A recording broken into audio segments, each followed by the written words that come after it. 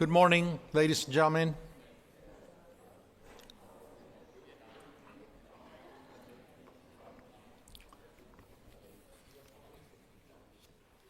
Good morning. My name is Tony Payan. I'm the director of the Center for the United States and Mexico at Rice University's Baker Institute for Public Policy.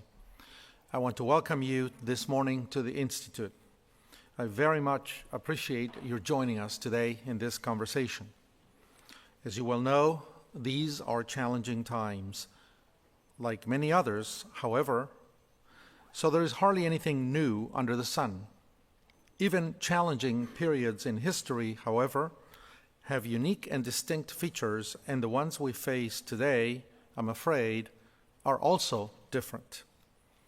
They're the result of a combination of extremely complex societies and economies, which are accompanied by politics that have not evolved to match them with hard data and solid thought.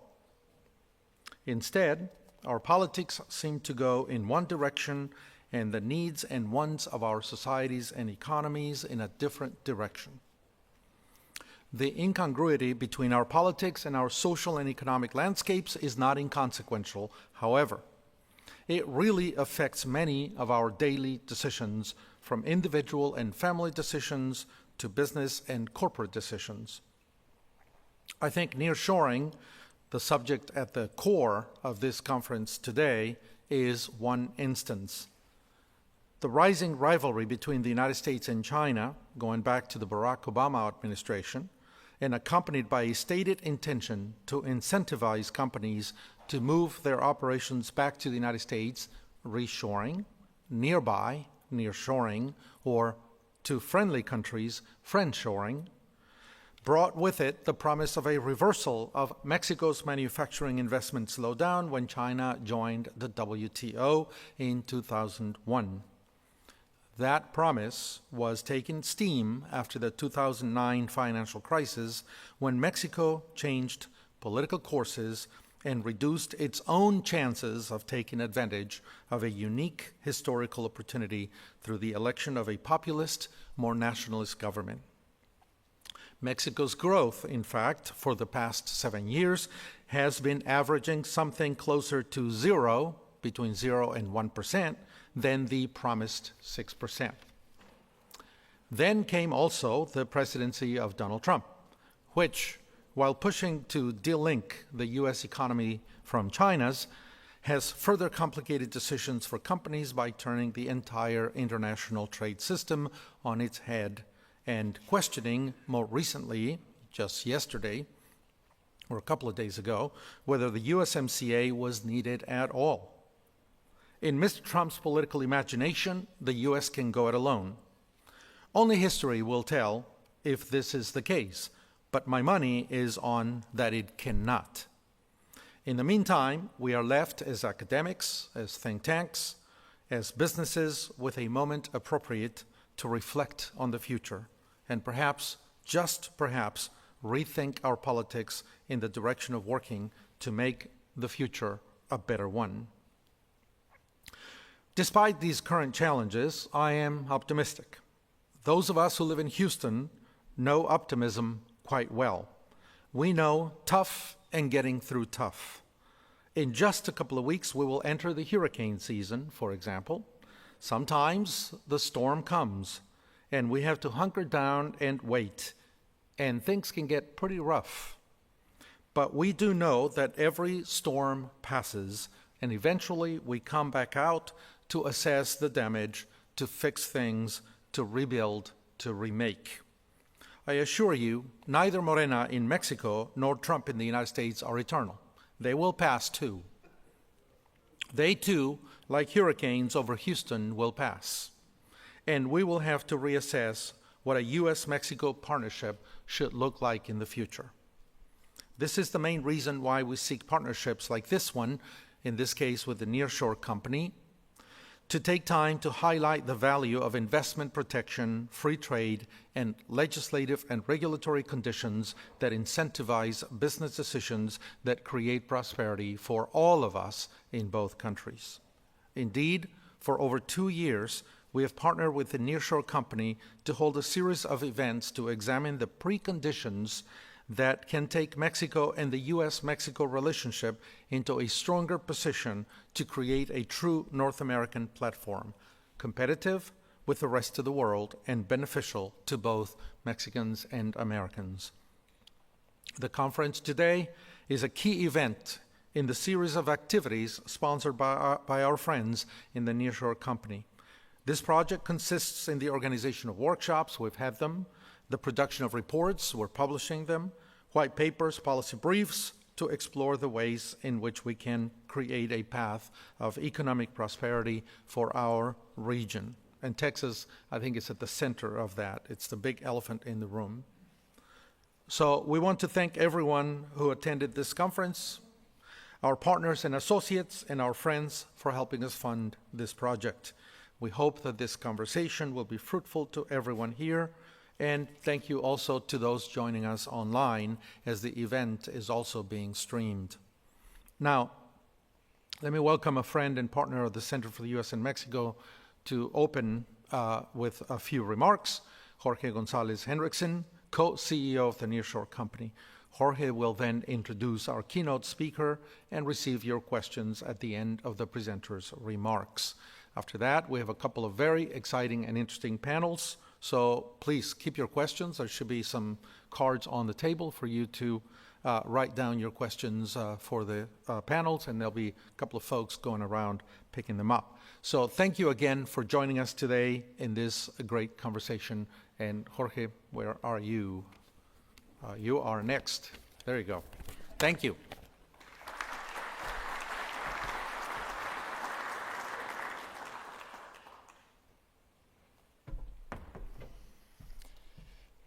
Good morning. Thank you, Tony, for those enlightening words and kind words. We're very happy with this partnership as well. Thank you so much. And thank you, Rodrigo, as well. I'm very excited for today's event. I see many familiar faces, friends, co-workers, and it's very exciting to see business people, academics, politicians, students, all in the same room. We're trying to figure this out. We're trying to understand what's going on, what's happening. As Tony said, this project started 2 years ago, in May of 2023. At the Nearshore Company, we were experiencing tremendous growth, and we saw that growth all along the border. And whenever I came to the Baker Institute, I noticed a very healthy skepticism around nearshoring. And I thank you for that, Tony. It was challenging. And I remember saying, well, I know the data says this, but this is what I'm seeing over here. So how are we going to figure this out? And you, between Rodrigo and yourself, came up with this project. As you said, it was a project composed of several workshops, each workshop focusing on specific aspects of nearshoring, infrastructure, energy, labor, safety, and security. And we took very deep dives. Thank you, Tec de Monterrey, as well. Some of those workshops were at the Tec de Monterrey, I remember.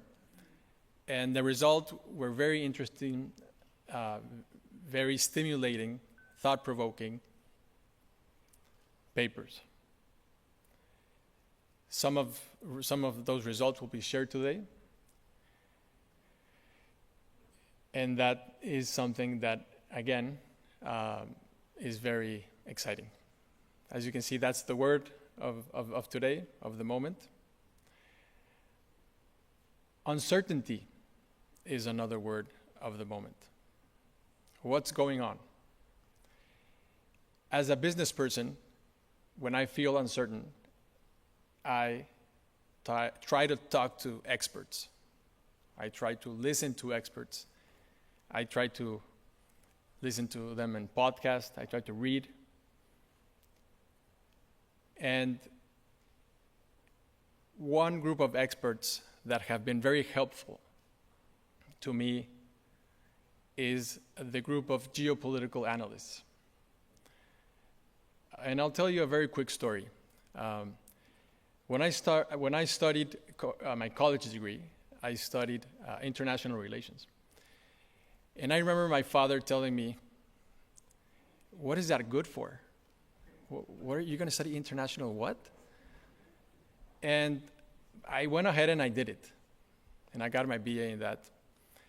And when I graduated, I thought, he was right. I don't know anything. What am I going to do with international relations? And so I went into finance. Whether that was a good decision or not, that's a whole different story. But I went into investment banking, and I became a banker. And international relations was very helpful.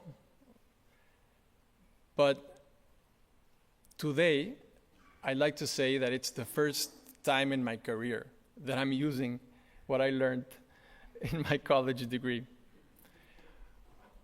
But I do recognize that I am no expert, and not even an amateur. And therefore, today I want to introduce a real expert, the real thing in geopolitical analysts. His name is Jacob Shapiro. Jacob was introduced to me by Armando, my business partner, co-CEO, and he's not going to like me for saying this, but it's his birthday today. So whenever you bump into him, say happy birthday. Armando introduced me to Jacob. And since then, Jacob, I'm also a big fan of yours. And I would even say even addicted to listening to your podcast. It's very enlightening. It's very clear. And thank you, because at least for me, and I think for many others, you are providing a lot of guidance in these very uncertain times. And so I have to read this because I want to introduce you, Jacob, as I think you introduce yourself, and I don't want to miss anything. Jacob Shapiro is a geopolitical analyst who provides strategic guidance to families, investors, and corporations.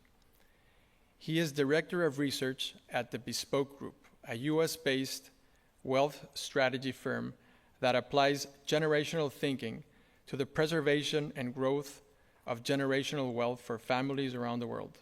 His approach blends rigorous, empathetic analysis with deep confidence in human agency and the transformative power of new ideas. He lives in New Orleans with his wife and 2 daughters. And Jacob, just before I ask you to come here and talk to us, I want to share with the group that when I said Jacob is a real thing, I meant it. This is not just his research done in New Orleans behind a computer. Jacob went to Matamoros. You interviewed Jacob with, 10 or more business leaders in the region, key players on both sides of the border. And kudos for you, because you do blend that empirical research with theory and analysis. So thank you. So Jacob, the floor is yours. Thank you.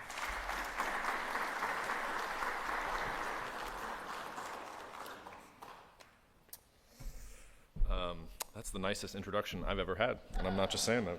Thank you very much. Before I get started, I begin every presentation I do with the same warning. So I have been apportioned the grotesque and profane task today of trying to speak to you about politics. All of you have political opinions. I also have political opinions. Not only that, I assure you that my political opinions are better than your political opinions.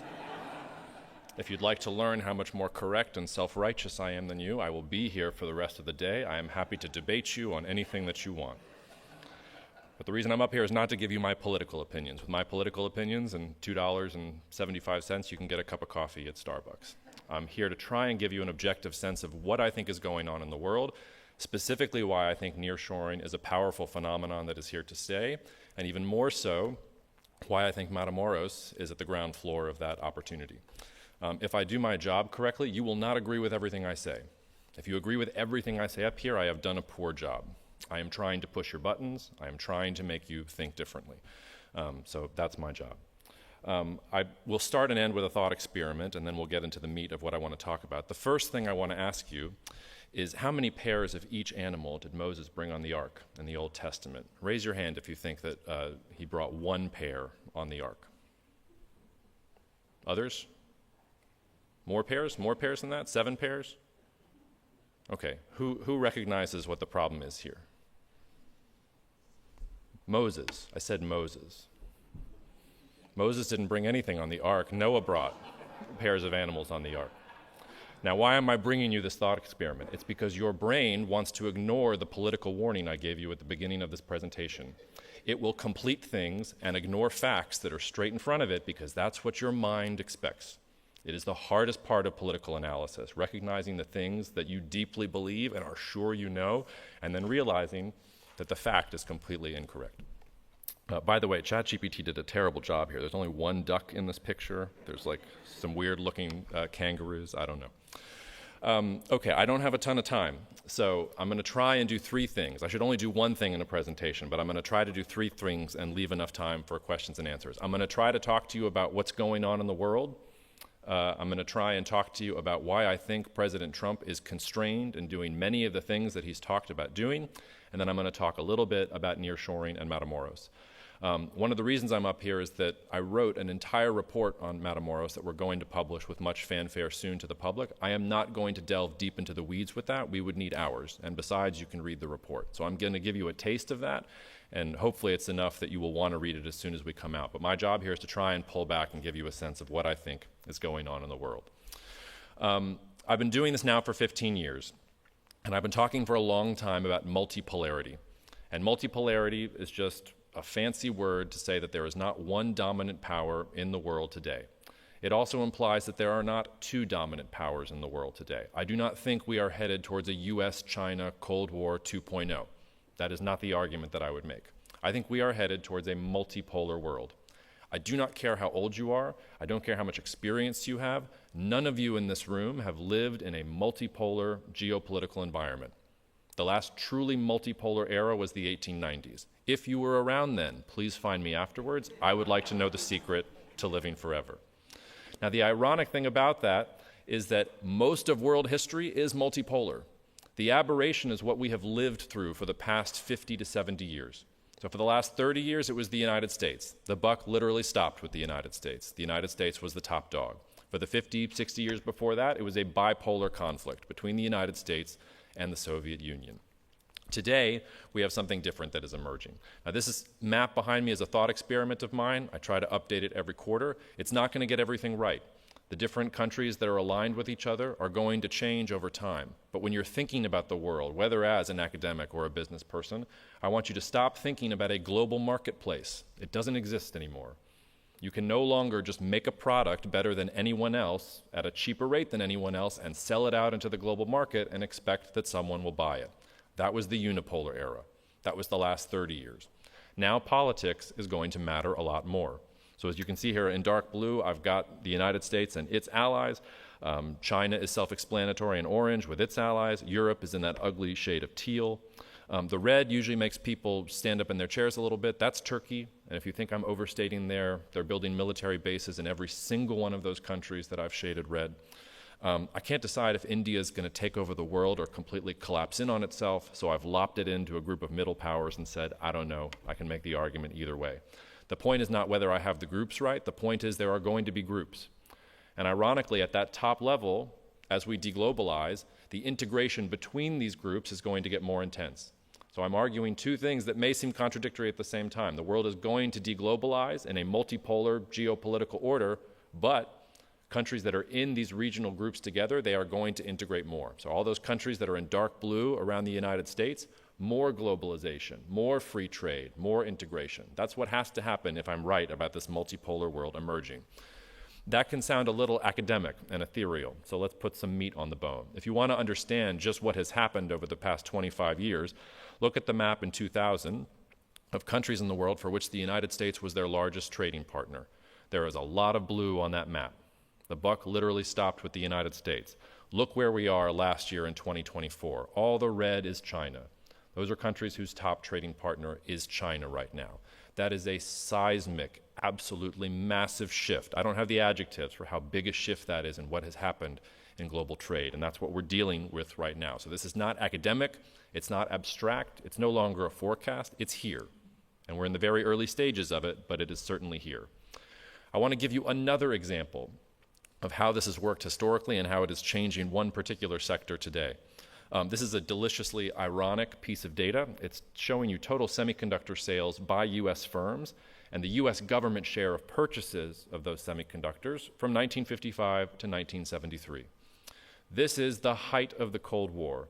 It is the noble, capitalist, free market United States doing battle against the evil communist state-planned overlords of the Soviet Union. And here is the United States government being positively communist when it comes to the standing up of the semiconductor industry. The semiconductor industry in the United States does not exist if the United States government does not support it, does not buy more than 50% of their product at the outset of inventing these semiconductors. Now, why did they do that? It was not so that I could send cat videos to my wife in the hotel room last night when I was bored. It was because when you put chips on missiles, they're more accurate. And to win the Cold War, the United States had to out-innovate the Soviets, and the United States government decided it would be good for us to have a semiconductor industry. We will pay to make it happen, to make sure that we have the missiles that can win the Cold War. Now here's the thing, the United States did it. The Soviets could not keep up. And when the Soviets collapsed in on themselves and the United States was the undisputed superpower in the world, the United States globalized the semiconductor supply chain because it was cheaper. And we wanted to drive down the cost of all the things like our phones and our computers and the monitor that I'm projecting these slides on. We wanted to drive down the cost as much as possible, and free trade was the way to do that. And the net result was that there is no country in the world today that can make an advanced semiconductor by itself, start to finish. Not one. Not the United States, not China, not Taiwan. Everybody has a little piece of the supply chain and does their piece the absolute best. Taiwan has all the factories. Japan and South Korea make lots of weird chemicals and things that are beyond my expertise to know about. The Dutch, of all people, have a 100% monopoly on the equipment that goes into the factories in Taiwan that are then, they get the designs from the United States. I could go on and on. There is no semiconductor champion today. But what we are seeing in just the last couple of years is that everybody wants to try and be one. This is a collection of announcements for just semiconductor factory investments from 2021 to 2023. Just the factories, so none of the ancillary parts of the supply chain. I'm just talking about the buildings where you make the semiconductors. And China doesn't report this data, so I have to just guess. It's close to $1 trillion. So the tech companies that made all of this money, these semiconductors that made all of this money in the context of free trade, for the last couple of years, they have been throwing money at making sure they can build semiconductors in their own domestic markets. Whether it's the United States, Europe, China, even India and Turkey have semiconductor programs where they're going to be self-sufficient and vertically integrated. It's a massive sea change. And I often joke that tech is where the smart money is. And the smart money is telling you, go home, vertically integrate. Build things in domestic markets that you can sell to that market even if it's more expensive, because people will buy their phones. It doesn't matter how expensive they are, but you have to make sure you can make it in a market where you're allowed to make it. That's multipolarity.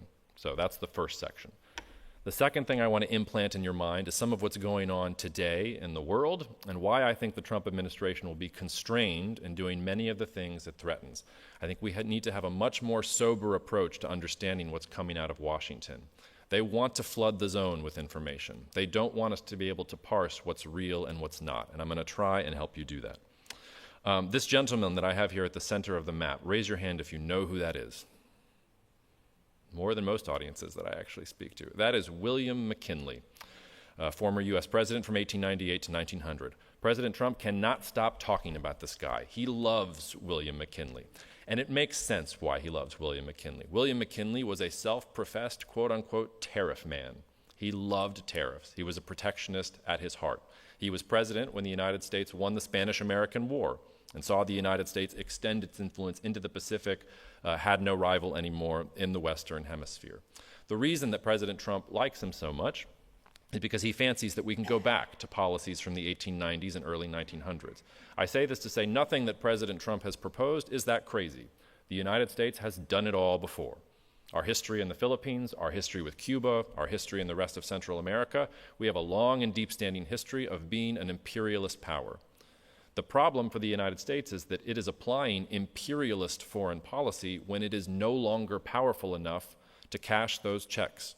We are not overwhelmingly dominant anymore. More so than that, when William McKinley was president in the late 1890s and early 1900s, we were the China of today.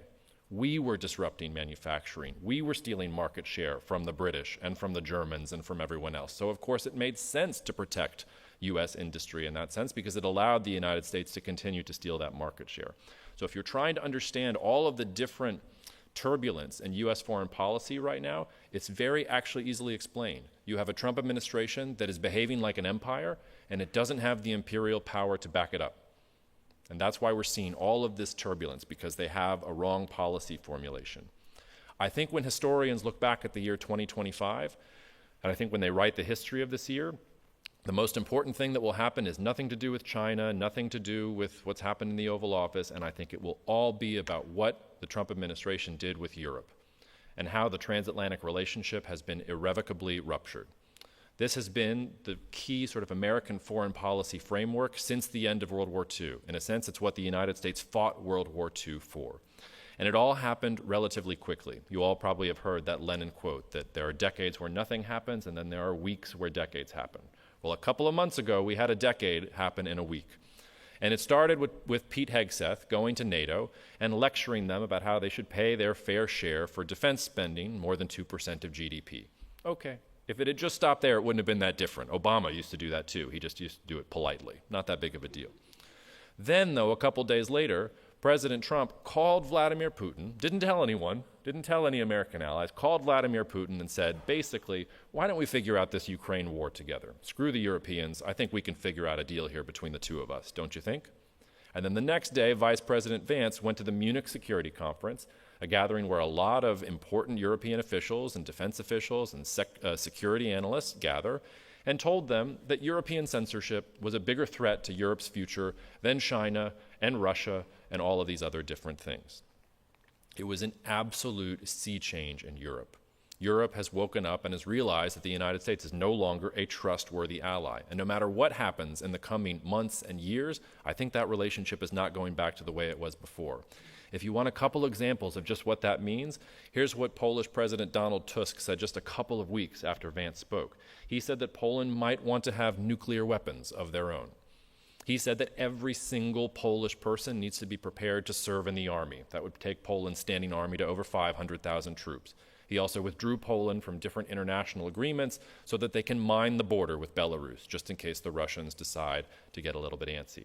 That's Poland, arguably the closest U.S. ally in Eastern Europe, saying we don't trust these guys anymore. We need nukes and we need soldiers and we need mines. The U.S. isn't coming to our aid. The one that truly, I think, scares me, and this is where I cannot hide my political biases because my family fled Europe in the 1930s, the last time Germany militarized, was that we have gotten Germany to say, yes, we will do our fair share. We will start converting the auto companies and the auto factories and things like that to creating tanks and artillery and ammunition. Thank you for the push, Mr. Trump. And this is happening generally. Friedrich Merz did not acquit himself particularly well, if you have been following European politics this week, but just look at what Germany is doing, not the political melodrama. Yes, they're going to exempt defense spending. They're going to ease fiscal rules. So the austerity bros from Germany are saying, let's spend, let's blow it up. They've already allocated $500 billion to infrastructure and defense and things like that. That'll go into the trillions of euros generally. When Germany wakes up, the world changes. We've seen this movie many times. We will watch it again. Think a little bit closer to home. Think about, this feels like years ago now, but what was one of the first things that President Trump did? He picked a fight with Colombia, arguably the closest security partner that the United States has in the Western Hemisphere, and said that there would be emergency tariffs on all goods coming into Colombia unless Colombia accepted some illegal migrants that were coming in. And it got very bad. You had Gustavo Petro literally accusing Trump of being basically a white slaveholder and saying that Colombia is not going to tolerate this. We're not going to look north anymore. We're going to meet with the Chinese, and we're going to figure out how to make things go forward in a multipolar world. So when you're thinking about how all of this plays out in practice, all of these things have happened. And I think when you look back at the history, those are the things that we'll be talking about in general. Now let's talk specifically about some constraints on Mr. Trump. I've been reading this book, The Construction of Gothic Cathedrals, lately. It's by John Fitchin. If you're having trouble sleeping, I highly commend it to you. John Fitchin is an archaeologist. He's a historian of archaeology. And he set himself a very interesting mission. He wanted to understand how people in the Middle Ages created Gothic cathedrals. How was it with the technology that they had at the time, were they able to create these cathedrals in Europe that are so magnificent and so beautiful? And he put this as his mission because we have forgotten how to do it. We can make cell phones and airplanes and all these other different things, but we have no earthly clue how the stonemasons at the time in the Middle Ages actually worked the stone in order to create these cathedrals. I could have given you another example here. Another example of this is the pyramids in Egypt. We have no idea how the ancient Egyptians made the pyramids. There are completely reputable, legitimate experts out there who will argue with you that aliens must have constructed the pyramids because there is no other explanation for what could have possibly happened. Now, why am I talking to you about Gothic cathedrals and pyramids? The point I want to put in your brain is that civilizations forget things, and they forget how to make things. And it doesn't take that long to forget how to make things. If you're out of the game for a generation or two, you might lose that expertise. And if that bleeds into a century, you might have that knowledge lost to you forever. And if you want to know the big constraint on the Trump administration and why I am truly so bullish on nearshoring, just the one-sentence version, it's because the United States has forgotten how to make things. We do not make things in this country anymore. If you look at world's biggest manufacturing economies, we are roughly 12% of global production. The Chinese are 35%. The rest of the world is 31%. If the rejoinder is, okay, that's fine, Jacob, but the Chinese just make umbrellas and furniture and non-complex things. The really innovative stuff is still made in the United States. Okay, fine, let's do value added instead. We get to 16%. The Chinese have 29%. The rest of the world has 31%.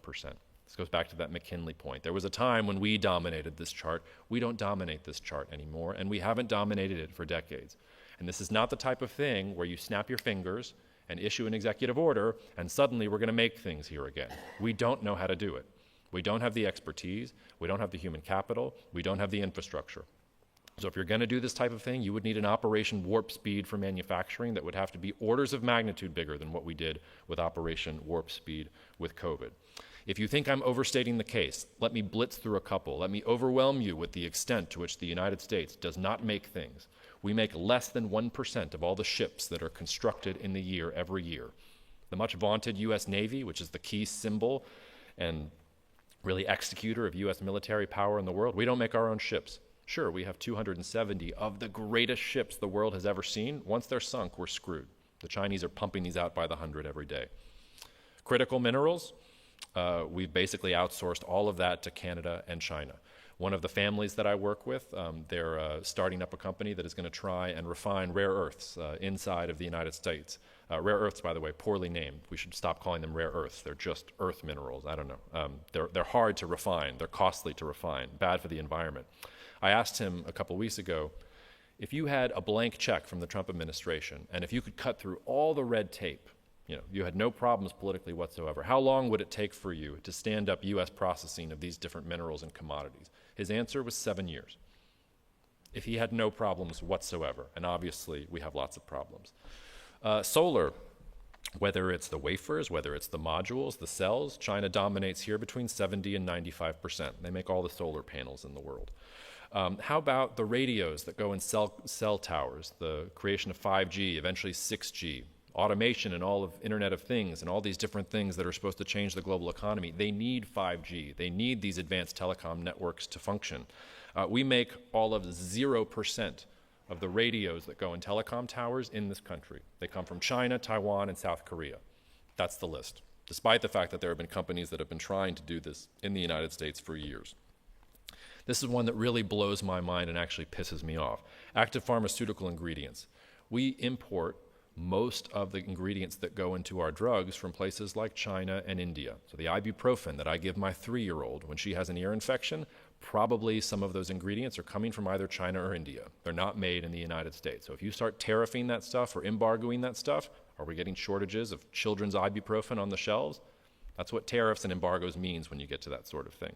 If you're talking higher value pharmaceutical imports, like say the contact lenses that I'm wearing right now, which were manufactured in Ireland, if you're thinking about advanced cancer treatments or blood transfusions, things like that, Germany, a big market there as well. The United States has gone after Europe recently. How about the ag sector? This is where the United States is preternaturally blessed. Well, fertilizer comes from China, Russia, and Belarus, and Canada.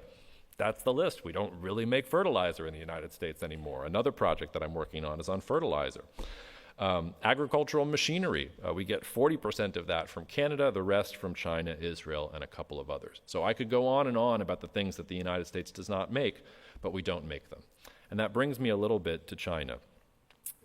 This is in some ways my favorite map in the whole presentation. I want you to sit for a second with what it means to be a Chinese geopolitical strategist. China, the technical geopolitical term for what they are, is absolutely screwed. They are not in a good geopolitical position. They are tremendously weak. They are surrounded on all sides by U.S. defense treaty allies. South Korea is a U.S. defense treaty ally. Japan's a U.S. defense treaty ally. The Philippines, as a result of Mr. McKinley winning the Spanish-American War, a U.S. defense treaty ally. And Taiwan, not a U.S. defense treaty ally, but it's been the top priority of the Chinese Communist Party to reconquer Taiwan since 1953. And they haven't done it because they don't have the ships, and they don't have the planes, and they want to do what they did with Hong Kong. They have no appetite for taking over Taiwan. Anytime you read about World War III and China taking over Taiwan in the media, that is the U.S. Defense Department trying to justify its budget. It reflects nothing that's happening in actual reality. And this is honestly the thing that I worry about the most when I'm thinking about nearshoring. President Xi has a tremendously difficult task. It's not taking over Taiwan, it's about solving the problem of inequality in China. That's ironic because China is a communist country. They're supposed to be good at equality, but they're not. It's tremendously unequal. Parts of the coast of China are wealthier than anything we have in the United States. Some of those coastal cities in China make our cities look positively pedestrian by comparison. But the interior of China, where you have hundreds of millions of peasants still living on less than $5 a day, they might as well be living in a completely different universe. And Xi Jinping has to do something really difficult. He has to take that money from the coast and he has to redistribute it to the interior without A, the rich people coming for his head, and B, the peasants rising up because he's not doing it fast enough. He's in a terrible position, which is why he wants a deal. China does not want a trade war, and they don't have a lot of pride here. They will try to make a deal with the United States, and I bet that Trump wants to make a deal there as well. The worst thing that could possibly happen for nearshoring is if President Trump actually does make a durable deal with China going forward. I don't think that's going to be the case because I think Xi Jinping has in mind a short-term deal, but if you want to know the thing that keeps me up at night about my analysis, the thing that I think would make me wrong, it's if over the next 2 years Xi Jinping and Donald Trump become best friends. Because all of these different countries that I'm talking about, whether it's Mexico, Brazil, India, Indonesia, they can't compete if China and the United States decide to do what they've done for the last 30 or 40 years, which is basically join arms and make things as cheap as possible. I'll speak a little bit about Mexico before turning to Matamoros and then turning it over to questions and answers. Claudia Sheinbaum won Mexico's election last year with almost 60% of the vote. She has a supermajority, and not only that, when you ask what her approval rating is inside of Mexico, it is now sitting, as of March, at 83%. I am still waiting to meet a Mexican who is truly supportive of Claudia. I ask all my Mexican friends, the people I know, and they're all some shade of skeptical, or she's okay. But she has an 83% approval rating. So unless the polls are completely wrong, people seem to truly love her. Can you imagine, by the way, a U.S. president who had an 83% approval rating and controls of both houses of Congress? Can you imagine what kind of things would get done in that context? I tell you all this because I think that Claudia Sheinbaum has some motive towards trying to make Mexico more self-sufficient, but I think unlike her predecessor, she's a pragmatist. And I think she knows that what Porfirio Diaz is supposed to have said in the 1920s is still true today. Poor Mexico, so far from God and so close to the United States. And her job is to make the best deal possible that she can with the United States going forward. So it's nice, for instance, for the AMLO government and for the Sheinbaum government to say, you know what, we want to be more self-sufficient when it comes to food production. which is what that graph on the left there is saying. And then on the right, if you look at actual Mexican imports of the things they're supposed to be self-sufficient in, actually we've doubled our milk imports over this time period, or whatever you look at. So I think there is politics and there is reality, and I think that's the reality of Mexican politics going forward. The other thing is just that if you look at the top trading partners at a state level for all the different states in the United States, it's basically Mexico or Canada.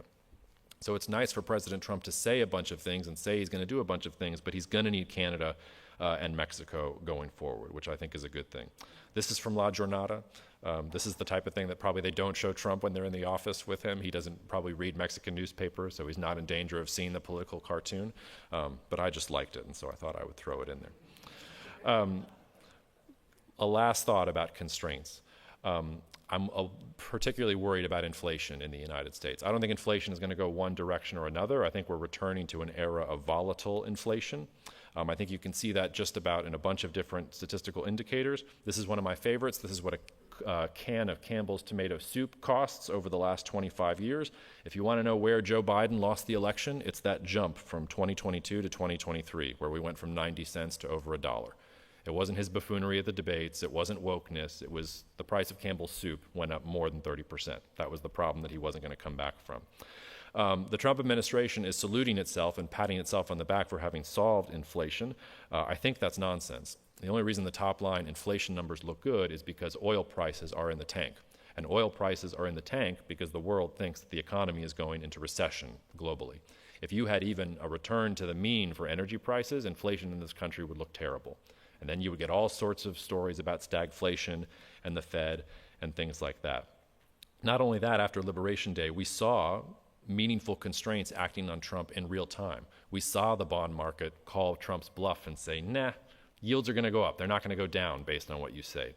We saw the dollar do this. It's supposed to do the opposite if you're raising tariffs. The dollar continues to go down. I think we're in the early innings of a trend there. Mexican peso has been holding up pretty well against that.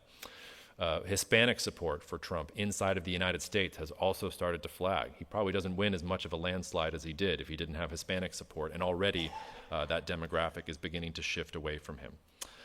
So I won't go through all those things, but just to say inflation is yet another constraint that President Trump will have to deal with. So with my last few minutes, I want to talk a little bit about nearshoring and about Matamoros, and then we'll close with my last thought experiment, and then we can take questions, comments, and hopefully also your disagreements, because those are what are best for me. I find that nearshoring really has a much greater grip on the psyche of Mexicans and Canadians than it does Americans. For Americans, this is still a particularly foreign word. If you look at Google searches of nearshoring in Mexico versus the United States, you can see if you index it how Mexicans are incredibly interested in this concept, and the Americans have gone from 0 to 2 on the scale. So there are American companies, American investors who are out there who are interested in nearshoring, but we're at the very early stages of it. Now, I look at that chart and I see potential, because that tells me that this concept, it's not in the zeitgeist. It's not even close. The idea of nearshoring, it hasn't even percolated into Americans' minds. They're thinking about Travis Kelce and Taylor Swift and what bathrooms people should go into. They're not thinking about where they're going to get their goods in the next 6 to 12 months. And when, in the coming weeks, we see the real impact of Liberation Day and shortages on the shelves, not guarantee you, but I would be extremely surprised if that number right there, Googling nearshoring in the United States, did not increase exponentially. Matamoros, I think, is a place that is uniquely positioned to capitalize on this trend, and I'm not going to go through the full report itself, but the first rule of geopolitics is that rivers are important, and that if you occupy an important point on a river and you are connected to great powers through that river, you are going to be important.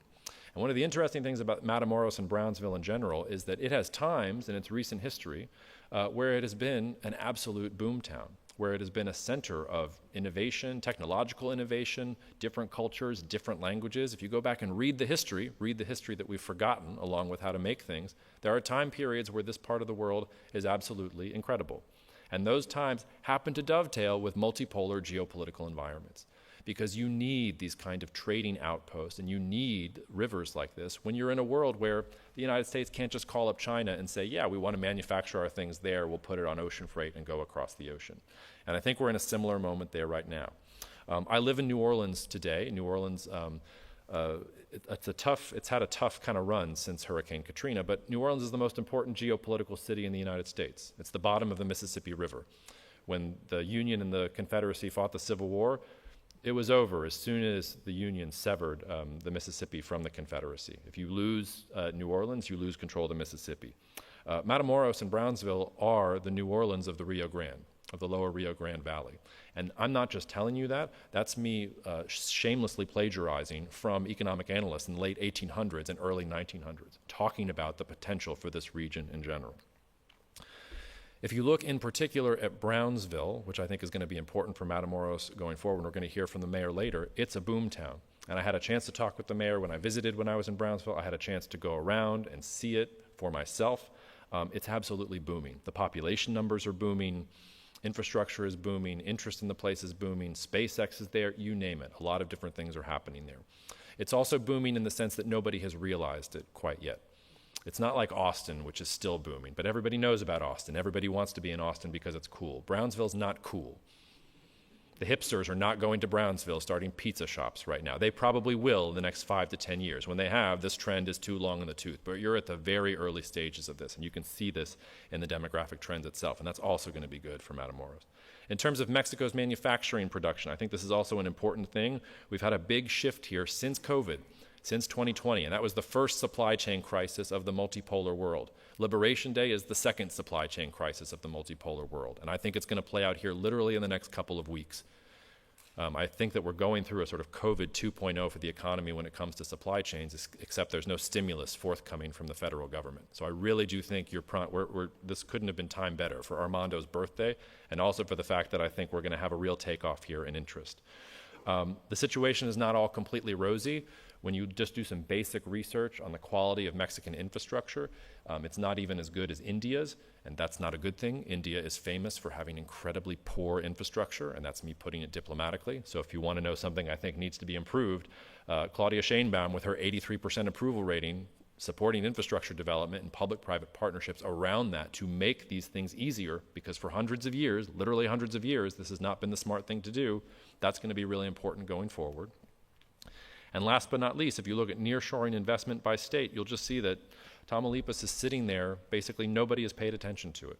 It's got less than 2% of the nearshoring investment by state from 2021 to 2024. Now, I'm a natural contrarian, and I'm an investor, and I work with wealthy families, and when I see a region that geographically is primed for growth, that has all the advantages of all these other regions around it, but it's gotten a paltry, very small percent of the share that all the others have, I see good things. That's my investor brain talking. And all of the reasons that Tamaulipas has not gotten that investment, I think they're going away as the world becomes more multipolar and as interest in nearshoring continues to pick up. I'm almost at time. I'm actually 2 minutes over. So let me close with this thought experiment. One of the things I get asked most often is, Jacob, how do you stay sane? How do you stay happy in a world that seems to be collapsing all around you? And I say, honestly, you are genetically programmed to think that way.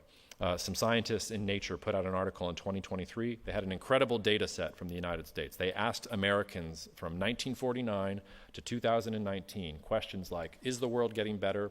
Is morality declining? Do you trust your neighbor? Will the next generation be good and grow and do all sorts of productive things? And 84% of the time, from 1949 to 2019, Americans said, the world is getting worse. I don't trust my neighbor. The young generation doesn't know what it's doing. I'm locking my door more at night.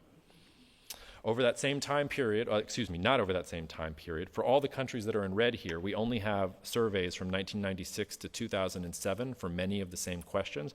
I regard this as the zenith of human civilization based on the music that came out during that time period. And during that time period, for the countries surveyed in red, 1996 to 2007, roughly 80% of respondents said, the world is getting worse, I don't trust my neighbor, my children are not going to have a better life than I am. And these psychologists found two things. They found, number one, that our brains like negative information. It is like junk food for our brains. We want more of it. And social media has allowed us to basically put all of this negative information into our brains more and more. We sit longer on articles that are negative. We watch the local news and the terrible things that happen. When you're driving down the street and there's an accident, you're probably telling yourself, I'm not going to stop and look. I'm not going to stop and look. But of course you're going to stop and look, and the traffic is going to go back for miles because everybody decided to stop and look. That's how it works. The other thing they found, though, was that we forget all the negative crap when we think about the past. So 20 years from now, we'll forget how the world was falling apart and how the next generation was terrible and all the other things that were pissing us off. In fact, if we're lucky enough to be here 20 years from now, I submit that I'll be asking you questions like, don't you miss 2025? Don't you miss how civil our discourse? Don't you miss how united our country was in pursuit of common goals? It's why we always think that the past is better than the present. So, thought experiment. This is a picture of New York City in 1896. I want you to sit with the picture for a minute and imagine what it's like to be there. There is no electric light, so you can imagine it would be pretty dark at night. There are no cars, so horses and buggies. You can imagine what that smells like in a New York City summer, not particularly good. The clothing is very stiff and conservative. Maybe you can even get a whiff of starch or something like that from keeping that clothing nice and stiff. So that's 1896. And that is Times Square in 1911, in just 15 years' time. The other thing about multipolar geopolitical environments is that they create the need, the imperative for innovation and competition and change. And I think over the next 15 years, we're going to see that sort of stepwise change. So I asked ChatGPT, what might Matamoros look like 15 years from now? And it gave me this. Probably not what's going to happen, but what I want you to take away, if you take one thing away from me, it is not to huddle in the fetal position. President Trump cannot do the things that he is threatening to do. That's my analytical call. And if I'm wrong, mea culpa, and I'll take you out to dinner, but I don't think he can do them. And I think the companies, the countries, the investors, the families who are going to do best in the world ahead are the ones whose vision of the future is more like ChatGPT's and not like the negative crap that we get fed on social media all the time. So those are my comments, and Jorge, please tell me why I'm wrong.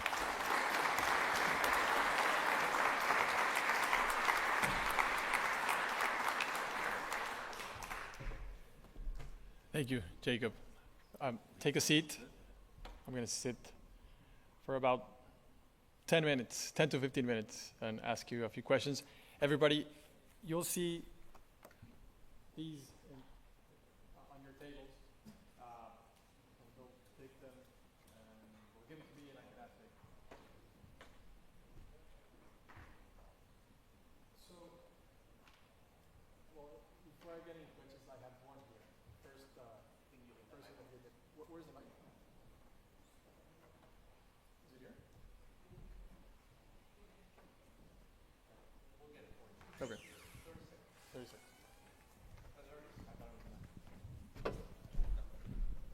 Thanks. I have jokes. Yeah, that silence was, maybe we would have needed a couple of jokes. So, Jacob, I have the first question for you, and I'm going to read it. It says, Jeffrey Sachs argues that China is in a much better position than we think and could win the trade war. You seem to say the opposite. How do you interpret what he says? I'm sorry if I gave you the impression that I think the opposite. The first thing to say, though, is that nobody wins trade wars. Everybody loses. So the countries that are going to win the U.S.-China trade war are everybody except the United States and China. And if the United States expands its trade war to other countries, the countries that will win are all the countries that are not involved in the trade war. And there's been some really, if you're interested in like seeing sort of the background of that, there's been some really great economic modeling of what will happen from a growth perspective for countries like, say, Brazil or Indonesia if they stay out of the trade wars versus if they stay in the trade wars. I do think China's in a better position probably than most. I think they are in for a lot of short-term pain. I think they will get through the short-term pain. I'm not one of these alarmists who says that China's going to collapse in on itself. I think China has a period here of the next 3 to 5 years where it has major structural problems that it has to address in its economy. And it's going to be more willing to make deals. It's going to do things to try and get through that 3 to 5 year period. After that, though, yes, China's going to do very well. They are the ones who actually make things. So they do have their own problems, but I'm relatively bullish on them. And the other part of that question, I think many people are negative on China because of their demographics. And I actually sort of alluded to why I'm less concerned about that. Because you have hundreds of millions of Chinese people in the interior who haven't joined the middle class yet. So yes, China's demographics look terrible, but every country in the developed world's demographics look terrible. Not all of them have 300 million peasants that maybe you could redistribute wealth to and they start buying made in China air conditioners or made in China computers or made in China phones and things like that. So I was not trying to give you the impression that I think the United States or China will win a trade war. I was just trying to say, in the short term, China has enough weakness that I think will force it to swallow its pride and make a short-term trade deal. But China is here to stay, and I think will be a major pole and a major competitor in the world ahead. So there's a lot of questions. So I'm trying to make groups here, and there are some common themes.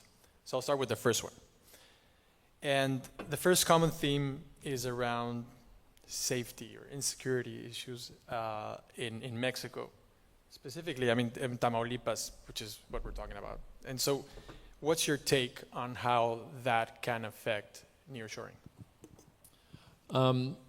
It absolutely can, and it goes back to what I said about negative information. If you do basic research, Google searches about Tamaulipas or Matamoros, the first things that will pop up are incidents that are related to security, not related to the city or the culture or the economy or any of the things that are happening on a daily basis, but something, some event that happened 2 years ago or some event that happened 20 years ago, and that will dominate your Google search.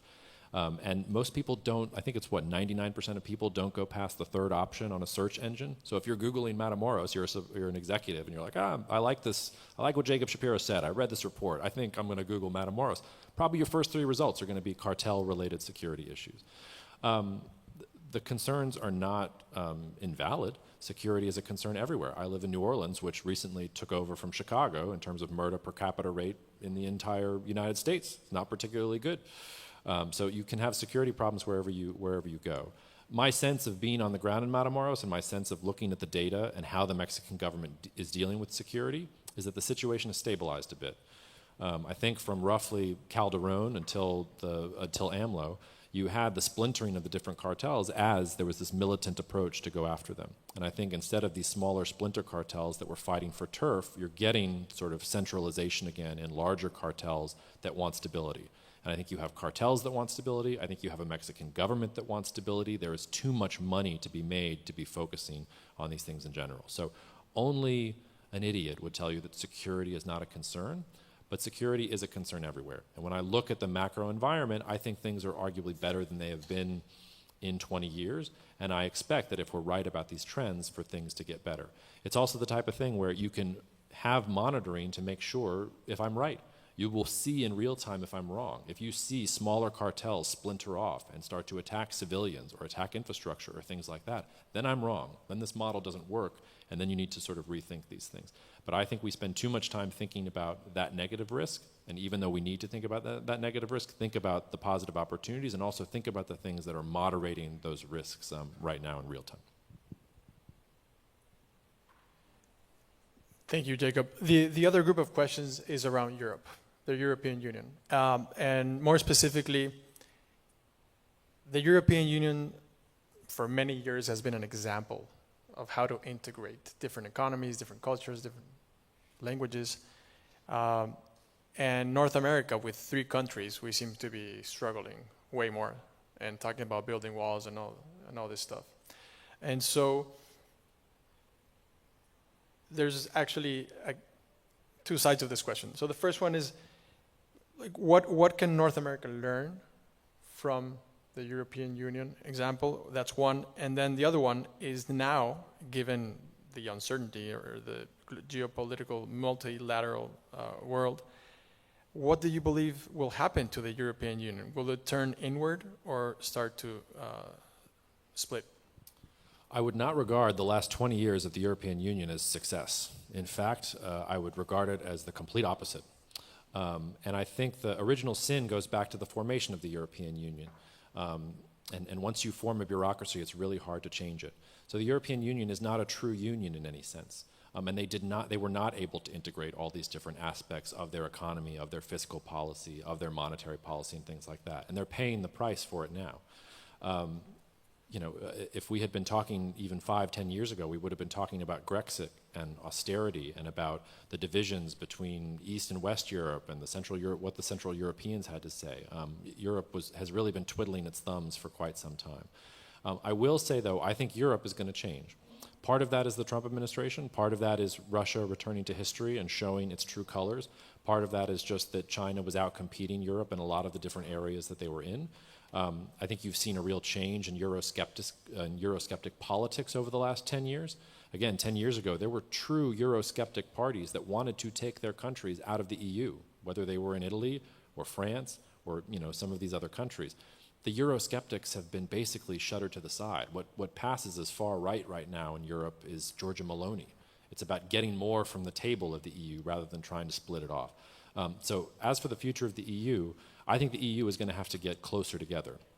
And I think it's going to have to look a lot more like a true union, whether that's monetary policy, fiscal policy, defense policy. They're going to have to make up for all the things they haven't been able to do over the last 10 to 20 years. To the first part of the question, I don't think we have anything to learn from the European Union. I think it's a completely different context. They have how many different nations and how many different languages and all of these other different things, and they were conflating all these things with ideals about what it meant to be European. Also, not a small part of it is post-traumatic stress disorder from World War II and trying to forget a really gross and heinous past of what happened the last time European states fought each other. We don't have that in North America. It's about the NAFTA and the USMCA and the relationship between Canada, Mexico, and the United States. It doesn't try to be something more than it is. It's about we are stronger and wealthier together. So let's make sure that we can do the things that actually grease these wheels together. So I would say the European Union is actually the wrong model to look at because I think they conflate ideals and policies and things like that in a way that is unhelpful for Canada, Mexico, and the United States. I don't think Canada is going to become the 51st state. I don't think Mexico will become the 52nd state. I think what really needs to happen is an updated USMCA as quickly as possible so that we can get back to business. And that's what North America has always done better than the rest of the world, get back to business.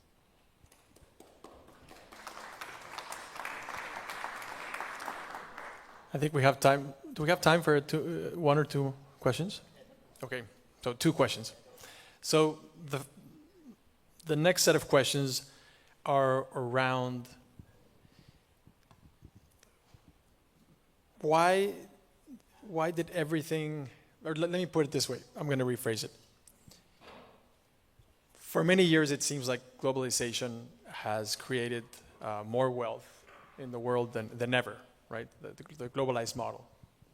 So it seems like we were going into that direction. The world is flat, and everyone was very happy going into that with those ideas. But then suddenly, we have a U.S. President and a government that is saying, like, stop. We don't want to go. That direction is not a good direction. Could you talk a little bit about what in your mind, what do you think the world would have been if we just kept going into that globalize? What do you think was the world then? Would the world be in 50, 100 years? I don't think we were going to go in that direction much further because, yes, globalization created great wealth, but it also, and this is true of free trade, even your most fervent free trade advocates will tell you that before free trade works in the aggregate, it increases inequality. So first you get a period of wealth, and then things will even out over time as everybody can buy goods cheaper and everybody makes the thing that they specialize in.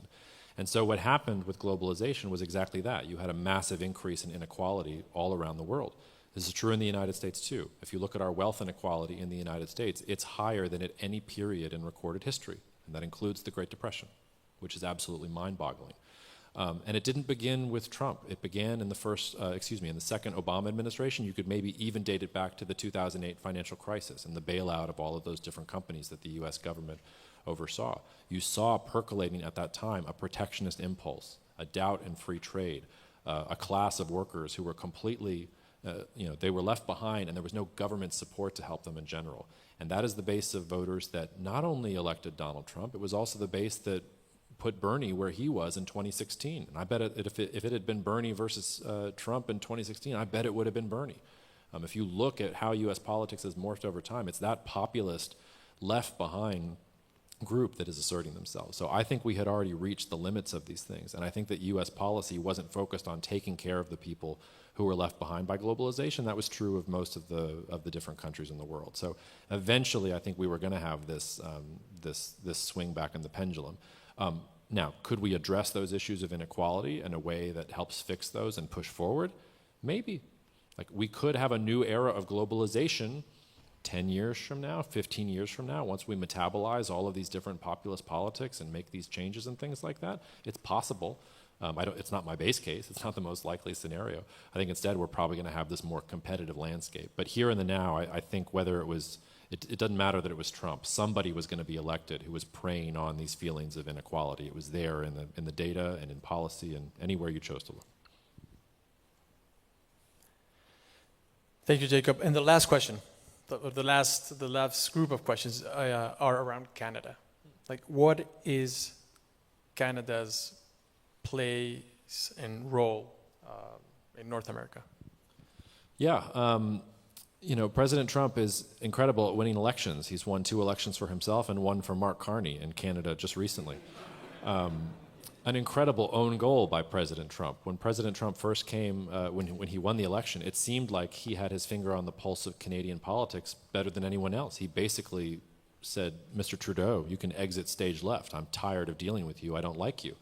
And what might have happened was the Conservative Party winning in Canada, and you would get a Canadian government that might have been closer with the United States and willing to work along Trump's edge, which would not have been good for Mexico in negotiations.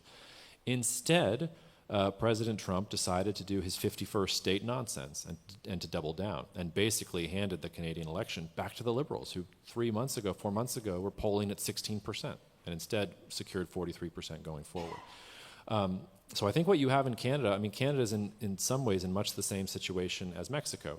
The thing is that Canada is not being overly pragmatic.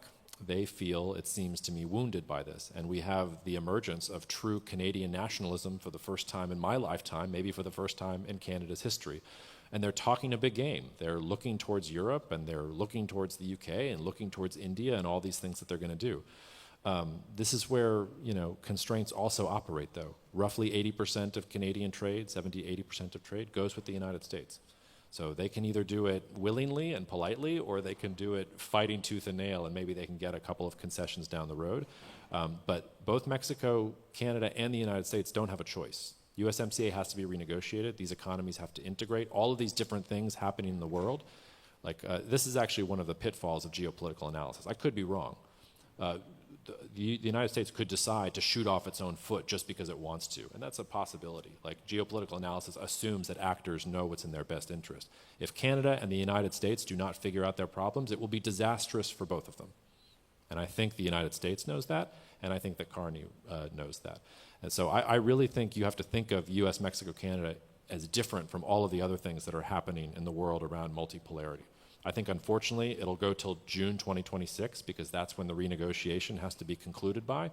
But get out your popcorn. It's going to be Carney versus Trump versus Claudia versus whoever else wants, all positioning and bargaining to try and get USMCA done. And I think it will be done because the alternative is catastrophic for all sides.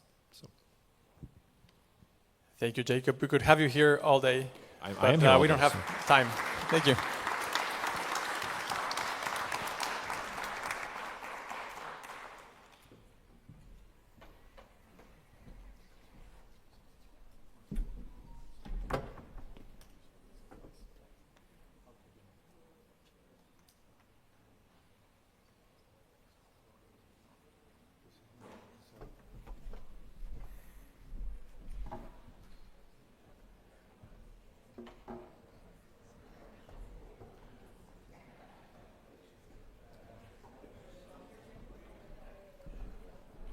Thank you, everyone. We're going to move straight into our first panel. So let me invite our guests. Rolando, please, coming up. And then Rolando Fuentes, professor at the Tec de Monterrey in the campus Guadalajara. Welcome. Thank you. Yeah, any chair over there. If you want to go to the middle or the left. And then we got Marco Fernandez, also from the Tec de Monterrey. They're quite well represented. Marco, I think I saw Marco over here. He may have gone out to get some coffee. And then we got Arturo. Arturo's actually joining us online, so I think they'll connect him in a minute. And then we got Congressman Maria Granados, a federal deputy from Chihuahua State in the Mexican Congress. Please. There he is. Hi, Arturo. How are you? Welcome.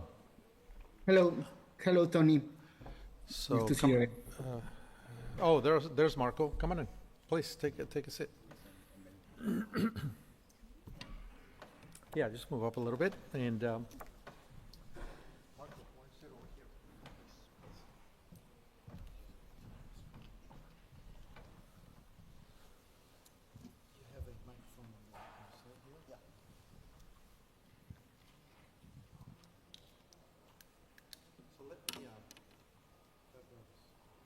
Let me remind you that on your table, there are some cards, and you can write your questions, and then there'll be a couple of folks picking up the questions, and they'll bring them over to me for the panel. There are two panels this morning. The first is a diagnostic panel.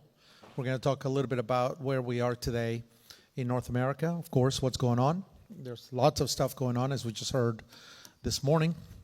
And then once we do that, the second panel is going to be focused on the future. Where is the future? What needs to be done? So now we're going to focus on the problems, and then the next panel will focus on the solutions. So for now, I'm going to welcome our panelists here, and I'm going to give them an opportunity. Perhaps you can say your name and your affiliation, so we can save a little time, and then each of you will have 5 to 6, 7 minutes to give us your thoughts on your area of expertise. Where are we today? And then I will ask some questions of you, and we'll move to a Q&A session with the audience. So let's start with you, Rolando. You specialize and focus on energy. So Yes. Please introduce yourself and give us your thoughts.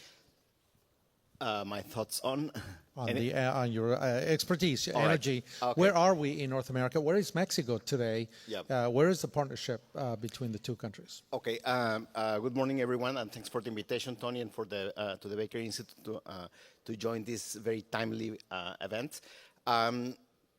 So I think I'm a research professor at the EGADE Business School at Tec de Monterrey, and I'm also a non-resident fellow here at the Baker Institute. And my specialization is on energy. So most of my talk will touch that subject. However, I would like to take 2 steps back before I jump into energy.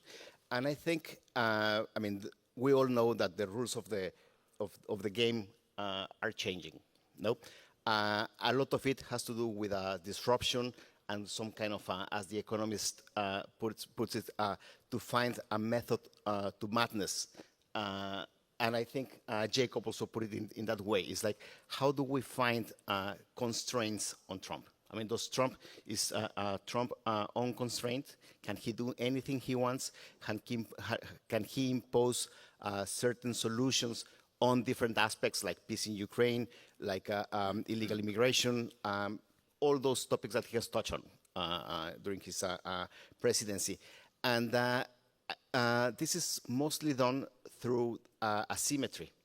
Yeah, he would like to impose certain concessions, both politically and economically, on Mexico, for example, or on Ukraine, Canada, etc., through the asymmetry that the U.S. has politically, economically, etc. Right?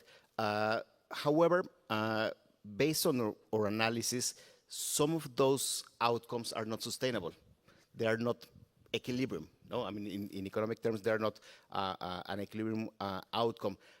Because basically, I mean, whenever you find an agreement that you think it's unfair, I mean, you will retaliate with anything that you have. No, we've seen it in Canada. I mean, the retaliation can be seen with the election of the exact opposite outcome that President Trump would like to see. And I think that is the problem that we are facing now. So these outcomes, these movements are sequential. They are not like a one-off decision where you impose peace in Ukraine or whatever and expect that outcome will sustain through time.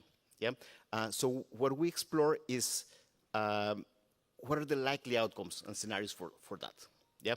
In terms of energy, for example, You also have that in the Mexican government, a drive for nationalism as well in energy, right?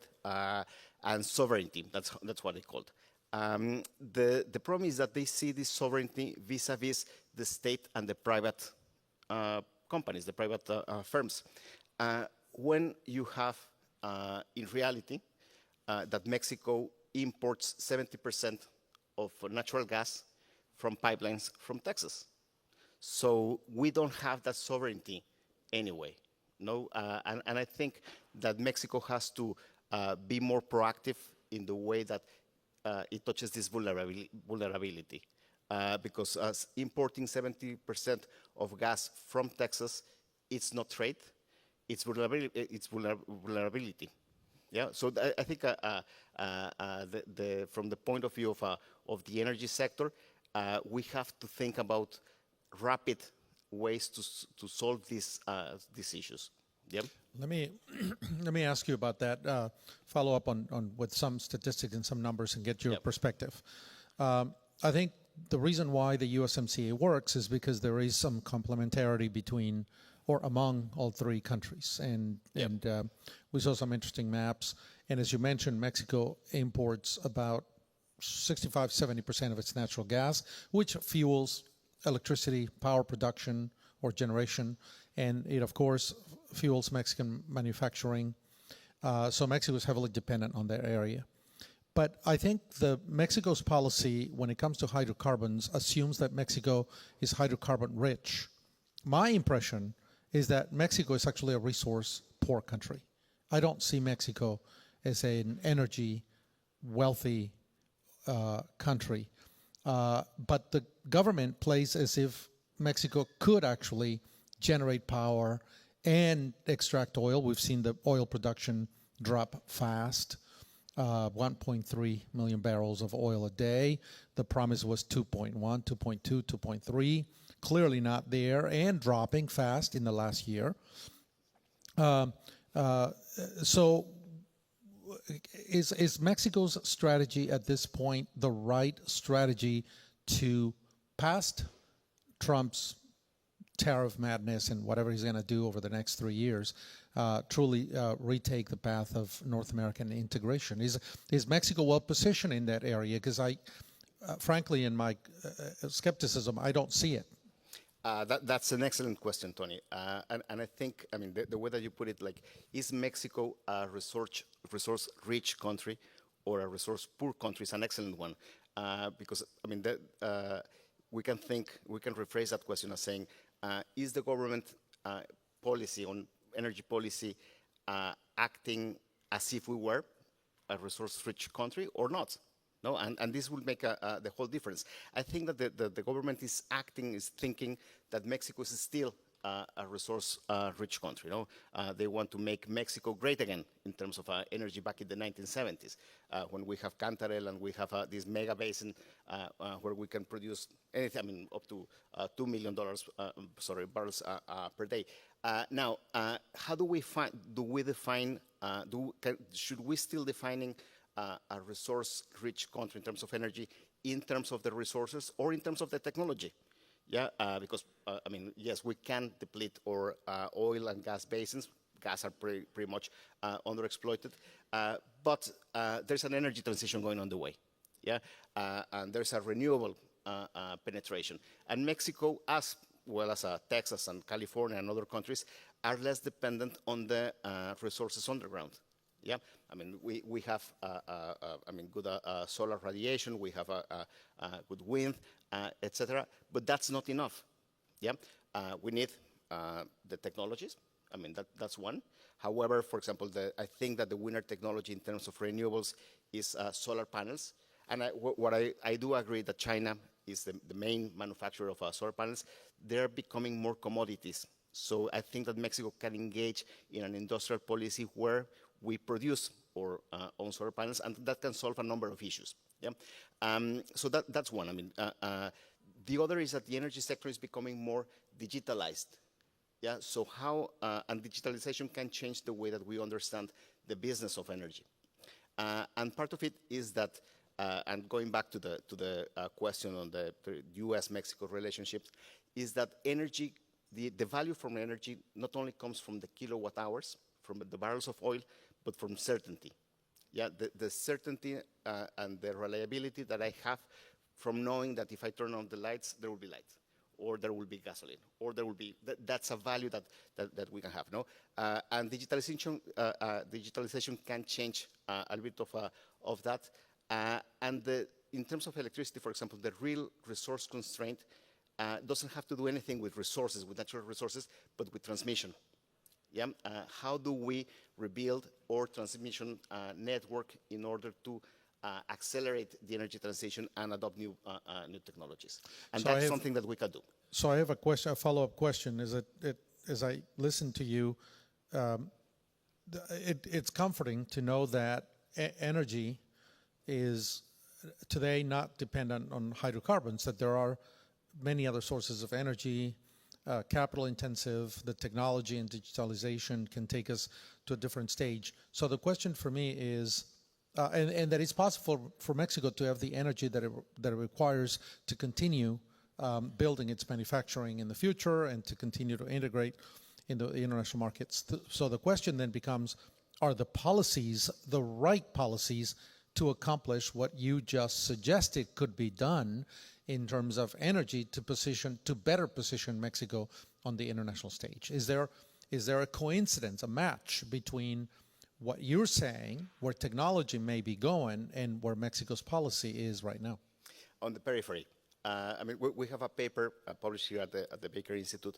The core part of the Claudia Sheinbaum's energy reform is to reform the market. No, where CFE, the public utility, has 54% of the market share, regardless. Yeah, that's very problematic. That doesn't pass Economics 101 market design. I mean, because you can't have two supply curves. That's basically it. On the other hand, but I think that's a legacy that's coming from the previous government. Yeah, that's the reform that the previous president wanted to have. That was the core. However, I see that this government is more willing to promote new technologies. Yeah, there's but that's on the periphery, as I'm saying. The promotion, for example, of solar panels paired with air conditioners in Sonora and in other hot states, I think it's an advancement because it shows an understanding of the new way that we can produce electricity, for example. Yeah, but it's a small part of it. The core part of it, the main one that can really change things, is exactly the same as it was like the previous government wanted. So some concerns there on the energy sector if Mexico is to continue industrializing and being competitive in manufacturing. I want to now talk to Arturo up here from Aptiv on infrastructure. Part of this project on nearshoring was to examine the various policies that Mexico is pursuing to be competitive in manufacturing and certainly be an object of nearshoring. And that's, I guess, where my questions on energy. Are we ready? Is Mexico ready? I think Arturo is a lot more engaged. He's online, as you can see, on infrastructure. And this morning we heard about infrastructure very briefly from Jacob, making a kind of a comparison between Mexico and Indian infrastructure. When I travel to Mexico, Arturo, I see Mexico stalling on infrastructure. Can you give us an idea of where Mexico is today, its infrastructure investment, rebuilding, maintenance, so that with an eye to nearshoring and manufacturing, Mexico can, I guess, turbo forward. Where are we on that score when it comes to Mexico's ability to truly attract new greenfield investment in the future? Yeah, thanks, Tony, for the invitation, and please accept my apology for not being able to be there. Let me answer the question in different parts. The first is how much infrastructure are we investing today? We are close to 2% of GDP. If you saw reports from the OECD or the consulting firms, you need to invest basically 8% of GDP to build infrastructure that you need for a rapid growing economy, which should be the case of Mexico. So we are far behind. The main reason that you hear about why we invest so little in infrastructure, it's in general people said we don't have enough funds, which I think it's incorrect, because we have, since the reform of the 1990s, we have the pension funds, so we have financial autarky, for putting a term. That is, we have in Mexico the funds to build infrastructure that we need. We don't need funds from the outside. Not that it's not good to have it, but we don't need it. Why are we lag? We have this lag that you saw when you travel through Mexico, through its roads to the airports around the country. Let me give you 5 challenges that we discussed during the workshop that we had in Monterrey, and let me give you the 5 the main concerns and the main challenges that we face in infrastructure. I think first is planning, lack of planning. Every 6 years at the national level, at the state level, or even every 3 years at the municipality level, we are rebuilding everything. We like, or politicians like to rebuild the whole state or the whole country every time there is a change in administration. So we don't have long-term planning, which is something that you need for infrastructure, because infrastructure projects are something that will last for 20, 50 years. The second challenge, and it's violence and insecurity. It's definitely a big concern. It's a big concern for nearshoring, the roads, violence and insecurity for the value chains in Mexico are a challenge, and we need, infrastructure is suffering also from that. The third challenge, which is really, really important, is the change that the last administration and the current administration has regarding private sector participation. There is a complete misunderstanding, in my view, of what the private sector can do for infrastructure, and it also has a new phase, because many of the infrastructure projects are not built by the private sector, but by the military, which I think it will, or it has also increased the problems with transparency and corruption, which is the fourth point that I was about to say, that we have in Mexico. And finally, I think the other problem that we have is that, as you said, we are lacking in investing in maintenance and also last mile infrastructure, which sometimes is really small part of the whole project that is needed to convert or to improve or update. And politicians like new white elephants. And so if you put together all the things that I just said, you can see that, we don't have enough public funds, that's correct, but we do have private funds, but what we don't have is enough conditions to build infrastructure, because the actors are lacking coordination. I will resume in that sense. It seems to me that on energy and on infrastructure, what I hear thus far is that Mexico's wounds are largely self-inflicted. Private-public partnerships could work very well on both, and yet it is an ideological block, especially in this government, or the previous government, in this government, that don't seem to be unwilling to unleash the power of the market, even if it is in public-private partnerships, to boost the infrastructure and the energy that Mexico is going to need. It's not that it cannot do it. It seems to me that the rails that Mexico has imposed on itself are really of its own making. And that happens also, I think, with human capital.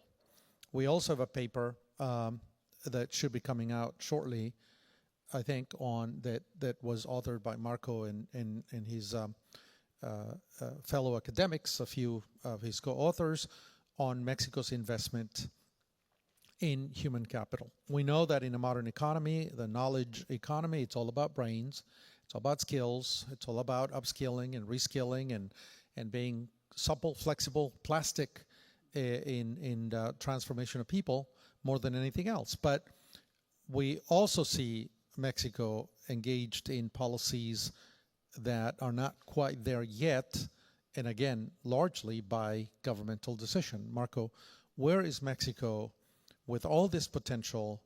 How is Mexico looking at Mexicans as a real national asset, perhaps the most important national asset when it comes to investment in education? And then let me throw another variable in there that I would like you to speak to, investment in science and technology, because that's also another important component. If there's one thing that makes an economy grow, it's investment in its people, in infrastructure, in science and technology. Where is Mexico there?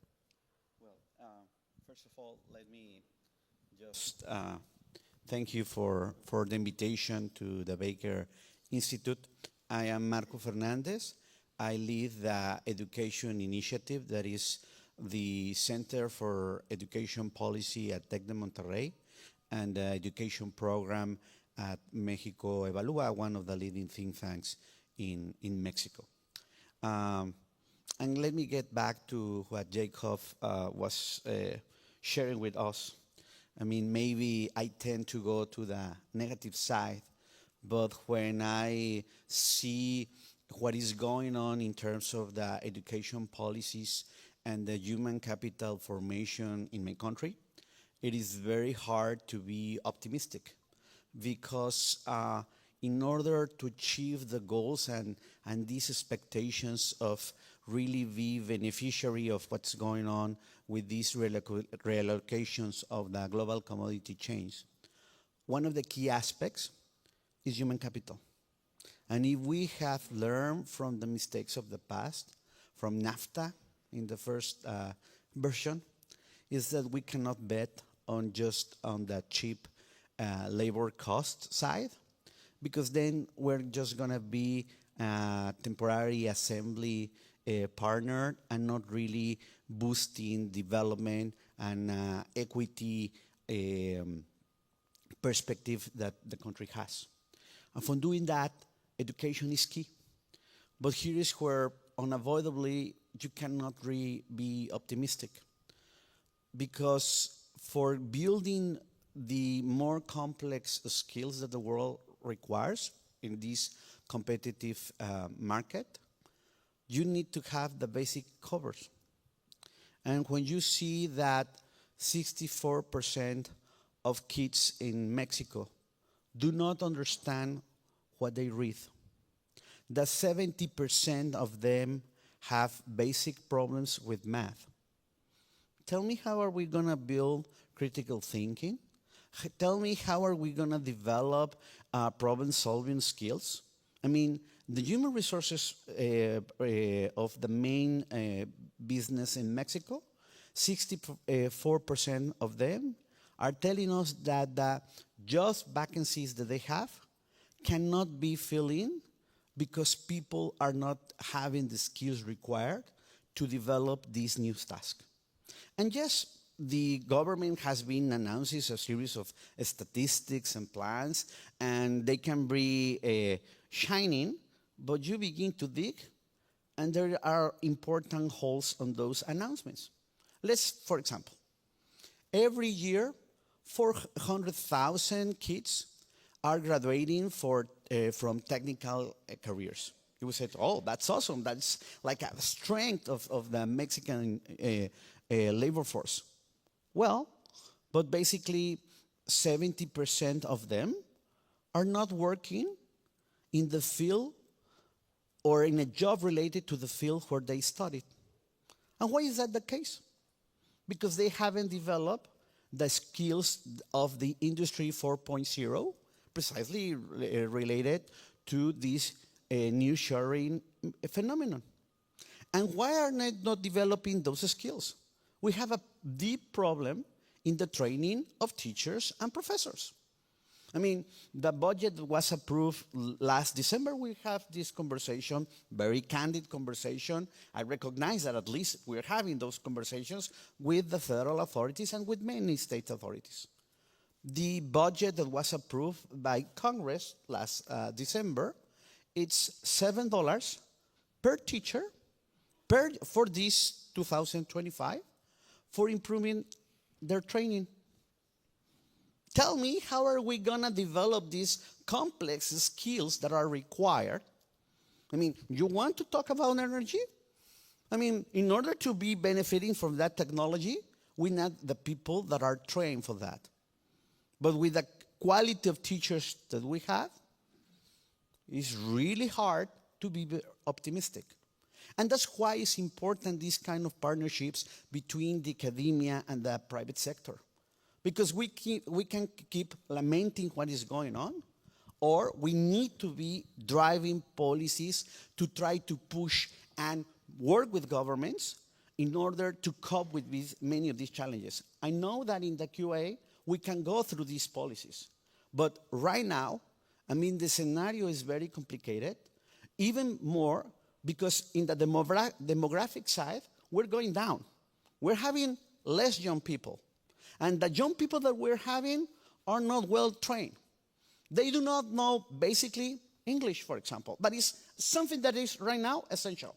But in the core of the curriculum reform that has been pushed since last administration and is being continued by this government, they said, no, but we have to recover the essence and the richness of the Mayan cultures or the Nahuatl language, etc.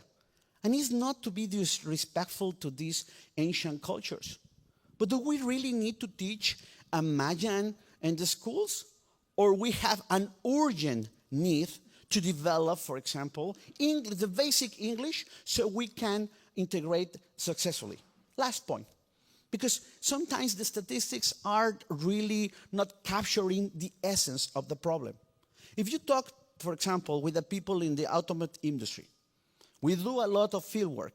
And one person was telling me, Professor, we need to go to the basics, for example, of math, where we are trying to retrain people that are applying for the jobs. Because the machines are imported machines, and obviously, they are in the English system. But our kids cannot make the conversion with the centimeters that are acquired in these machines. So they cannot differentiate, for example, between a 0.5 centimeters or 0.05 centimeters diameter of the cables that are used for the automotive industry. So, I mean, when I see all this optimism, etc., I wish I could join forces. But I can see that there are a lot of challenges that we really need to speed up working on, or this opportunity is going to become a tragedy for my country. I think some of the workshops that we held in this particular project on public safety and security, which was also mentioned this morning, and education or human capital and infrastructure and energy and the many different things that Mexico needs to work on, I want to make sure that even though the tone is or appears to be very negative, the reality is that I think they're largely self-imposed. And the solutions are often staring at Mexico in the face. Yeah. Open the markets, open private-public partnerships, implement the right policies, and let the markets and people do what they do best, make smart decisions instead of constrain the decisions. But that goes through Congress and congressional work to pass the right legislation, which then becomes, regulation. What's going on in Congress? I think Representative Granados, what is happening there? What do you see in Congress? What is the priorities of Congress? Do you see that Congress is thinking about these big challenges and trying to resolve these challenges? Tell us a little bit about the dynamics. I visited the Mexican Congress. We met there last time. I was in the Mexican House of Representatives, and we had an interesting conversation. I've been to the Senate, and it's, once you go through security and you go on the grounds of the Mexican Congress and you see all these Congress members and senators walking around, thinking, talking, is Congress in the right mood? Is the country in the right mood? Is Congress doing the right by the Mexican people? Are the parties governing thinking about these problems? Are they dialoguing and conversing on these issues and trying to figure out how to get the right policies in place? Thank you, Tony. So many questions. And some of them I haven't too, Thank you for the invitation. Thank you for this amazing, for sharing these amazing comments with amazing people, of course. I studied international relations, and now I'm even more confused than ever. I found a job, but I'm in politics now. I've been in the federal government, I've been in the state government, I've been in the municipal administration, and now from the legislative is a completely different story. And then after listening to Jacob, I'm even more confused, I think. I wanted to change all my notes, but thank you anyway for the invitation. And I want to be positive. I am an optimistic person in general. I can say that now from Congress, I represent Chihuahua, the state of Chihuahua, and I represent the National Action Party, is the PAN. The majority is now with Morena. And just so you have an idea, and I think you had a slide, Jacob, of the Congress, of the how is the Congress, the composition of the Congress, thank you. We are 71 congressmen and women in La Cámara de Diputados. We are 71 from the PAN, and there's 500 congressmen and women in total. So we have no chance. There's no way that we can have something approved in the party I represent. However, I am optimistic because I think we have to come together once in a lifetime. So one story is when you go to the main room, this very impressive room where you discuss and you debate all these reforms. And a different thing is when you go to the commissions and you talk in short with the other parties and you really say, well, of course, we're from the same state, we're suffering from the same, but it's very frustrating. By the way, I didn't vote for that budget. But it's very frustrating when you go there and you see everything is, the answer is no to whatever you propose in the Congress. Talking about the energy reform, and I know I'm not the expert, but I have to disagree with you. I don't see where is the money going to come from to invest in infrastructure, in transmission lines, being from Chihuahua and being one of the 3 states that more attracts foreign direct investment, that is, I would say, booming. Chihuahua, we are the first employers in the country. And I'm interested in Matamoros, in that region too, because you understand this dynamic, the region, the power of the region. So I don't see where is the money going to come from for energy, for CFE. That I see everything is centralizing again, as if we are looking at the 1970s, 80s, when I was born, everything was centralized. I'm seeing this coming back to Mexico, and that worries me. In education, of course, we don't want to learn. Now the books for primary education, now the books are teaching kids why the fraud in 2000, when was the first election? 2006? When the fraud, when Andres Manuel said that there was fraud in the election, that's what they are teaching kids now, instead of teaching what they need to know. So it's kind of frustrating, but I think that Congress has a fundamental task. That's where the decisions are made for the country, for the good of every individual and family.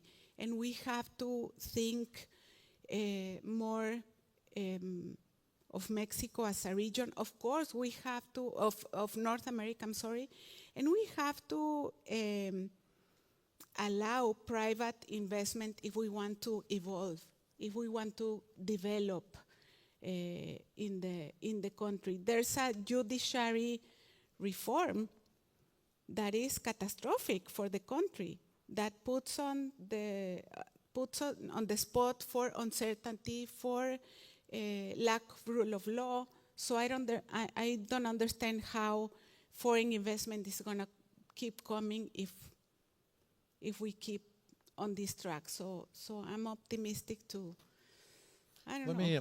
Let me ask you a follow-up question on that, because when I said that I often, when I visit Mexico City and I happen to visit Congress members, senators, and you walk through and into the gardens of the compound, and you begin to see these Congress members.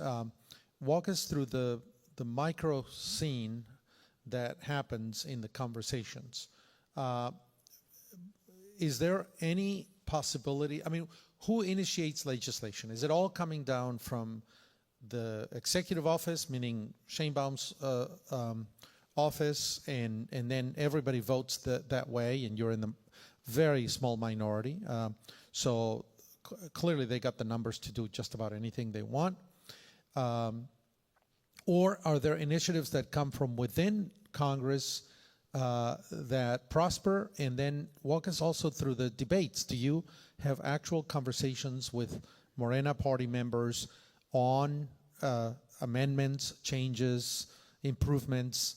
Is there dissent among them? Are there conversations in private where you might see that they're, even if they vote solidly and nobody really dissents, is there the room for conversation? Is there a little bit of a dialogue going on? Walk us through the small dynamics of the Mexican Congress today, because I think that many of the improvements to laws, to legislation, is made sometimes in the hallways when Congress members talk to each other and they kind of compromise. Walk us through what's it like when you engage in conversation on public policy. The initiatives come from the executive, or it can come from the Chamber of Deputies or the senators. Most of them have come from the executive, from President Claudia Sheinbaum. And there is a line, of course, there is a very straight line where Morena has to vote in the same way as she directs. There is some discussion before that within every parliamentary group. We have the 71 congressmen and congresswomen from PAN. We have a conversation and we go through the initiatives and we talk about it to see how are we going to vote. But again, we don't have the numbers. The sad thing is, and a very sad thing, and I feel bad to say this, is that there is no debate. Even if we have our reserves on each and every article of that law or regulation or whatever is going to be discussed. You look at the room and there's nobody listening to you. The more than 250 congressmen and women from Morena, they are not there. Empty seats, that's what you see. That's what you see when you go there. I was very nervous the first time I was going to go to speak in the main, space where you give your words, and I was very nervous. And when I stepped up there, I said, "What am I nervous about? There's nobody here. Only my party." And it's sad. It sounds like a joke, but it's very sad because you're taking the most important decisions for the lives of the Mexicans. So there is a slight chance. Actually, last week there was an initiative coming from PAN about kids and tourism. So the kids had to be, when they accompanied by an adult, the adult has to prove that there is a relationship, because there is a lot of traffic with kids in tourism, and that was unanimously approved by Congress. And we were amazed. But that's the only initiative that I have seen in 6-7 months of our time there that it has been approved. Otherwise, everything is no. But there is a chance, to your question, Tony, there is a chance to discuss things, as I said, within the commissions. I am a part of the Economic Commission, of the North Border Commission, and Foreign Relations Commission, and we talk about these issues. There are some cards there. If you just raise your hand and somebody will pick it up. Let me go back to Arturo, because I think this is something that a little bit more on the macro level. Arturo, one of the things that, we've talked about some of the infrastructure projects of the previous administration and how they've turned into kind of white elephants. We're talking about the Dos Bocas refinery out there with $20 billion spent on it and still not really producing just about nothing going on there. We talked about the Mayan train, which has sometimes 2 or 4 passengers, but not really working, and a number of projects like that. The airport outside Mexico City, after the big airport was canceled, with very few passengers really in flights. So tens of billions of dollars really wasted on projects that are not paying off, and almost any economist would have told you that, or any business person would have told you that it was a difficult bet to make. But there is one project that I've always seen some promise in, and that is the Trans-Isthmus corridor between Salina Cruz, Oaxaca, and I think Coatzacoalcos, Veracruz. To sort of compete with the Panama Canal. It's a little bit different because it's about 250 kilometers, about 180, 170 miles. So ships would have to come in and then unload and then load up and train, reload on the other side. There are some estimates that I've read that it might compete with the Panama Canal, or about maybe take 10 to 15% of the Panama Canal trade and still make it profitable. Do you think that this is a viable project? Where is this project that seems at least a bit promising over many others that Mexico has apparently wasted quite a bit of money on? What do you think about this project? Yeah, thanks, Tony. I think this is probably the only project of the last administration that complies with a cost-benefit analysis, 101, no? So I think it's a good project. It's a good project because it depends on the scope. But if you think of the project not just like sending something from one place to the other, which is trying to compete vis-a-vis the Panama Canal, but if you think of the project as a value chain, trying to change what is receiving, Mexico is receiving on Salina Cruz, and getting something different with added value at Veracruz and send that different product through Veracruz is a really, really good project. What are the main challenges that are still facing this project is still facing? The first is anchor firms or anchor firms. You need that because if you don't, again, it's the same thing. If you don't collaborate and coordinate with the private sector and you try to impose what is going to be produced in these value chains, that is not going to work. You need to consider what the firms that are going to put money in there are trying to produce, and that's something that is still it's a challenge.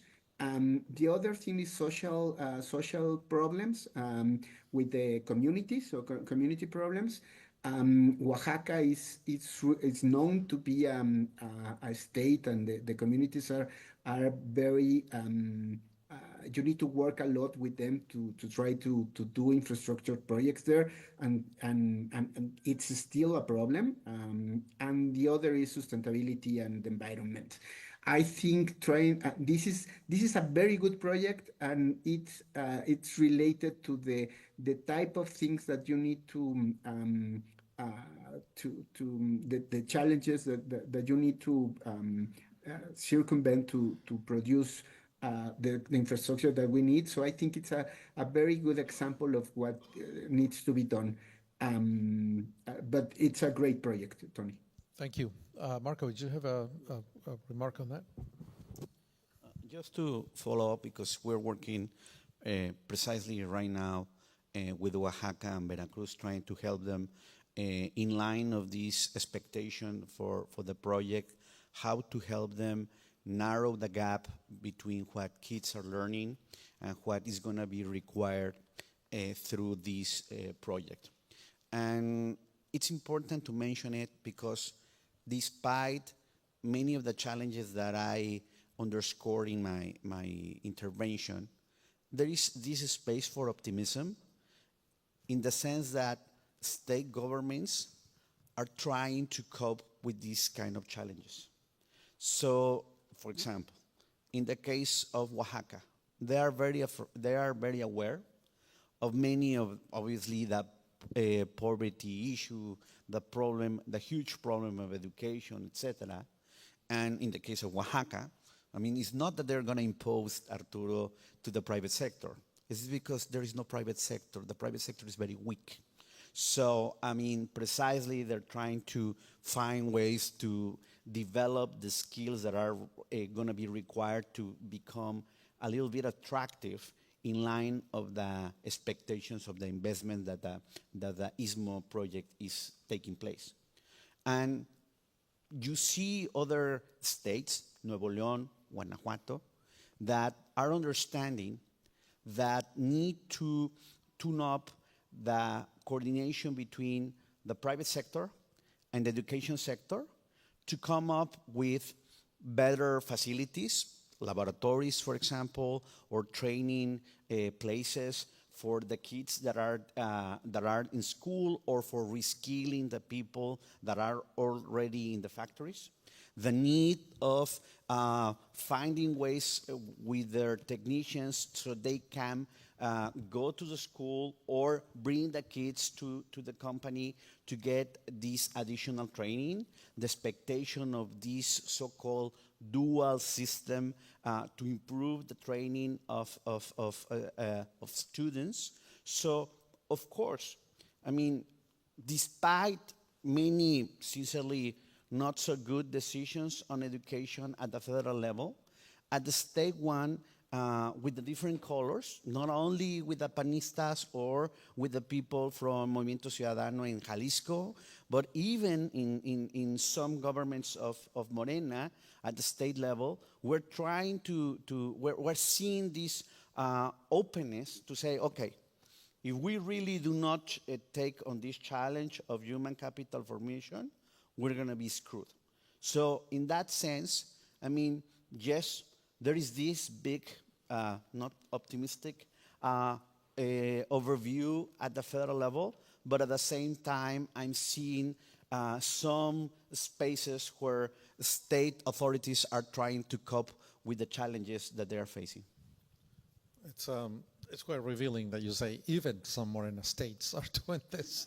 Because clearly, I'm aware that in Chihuahua, for example, in the state of Chihuahua, the state created its own Council for Science and Technology.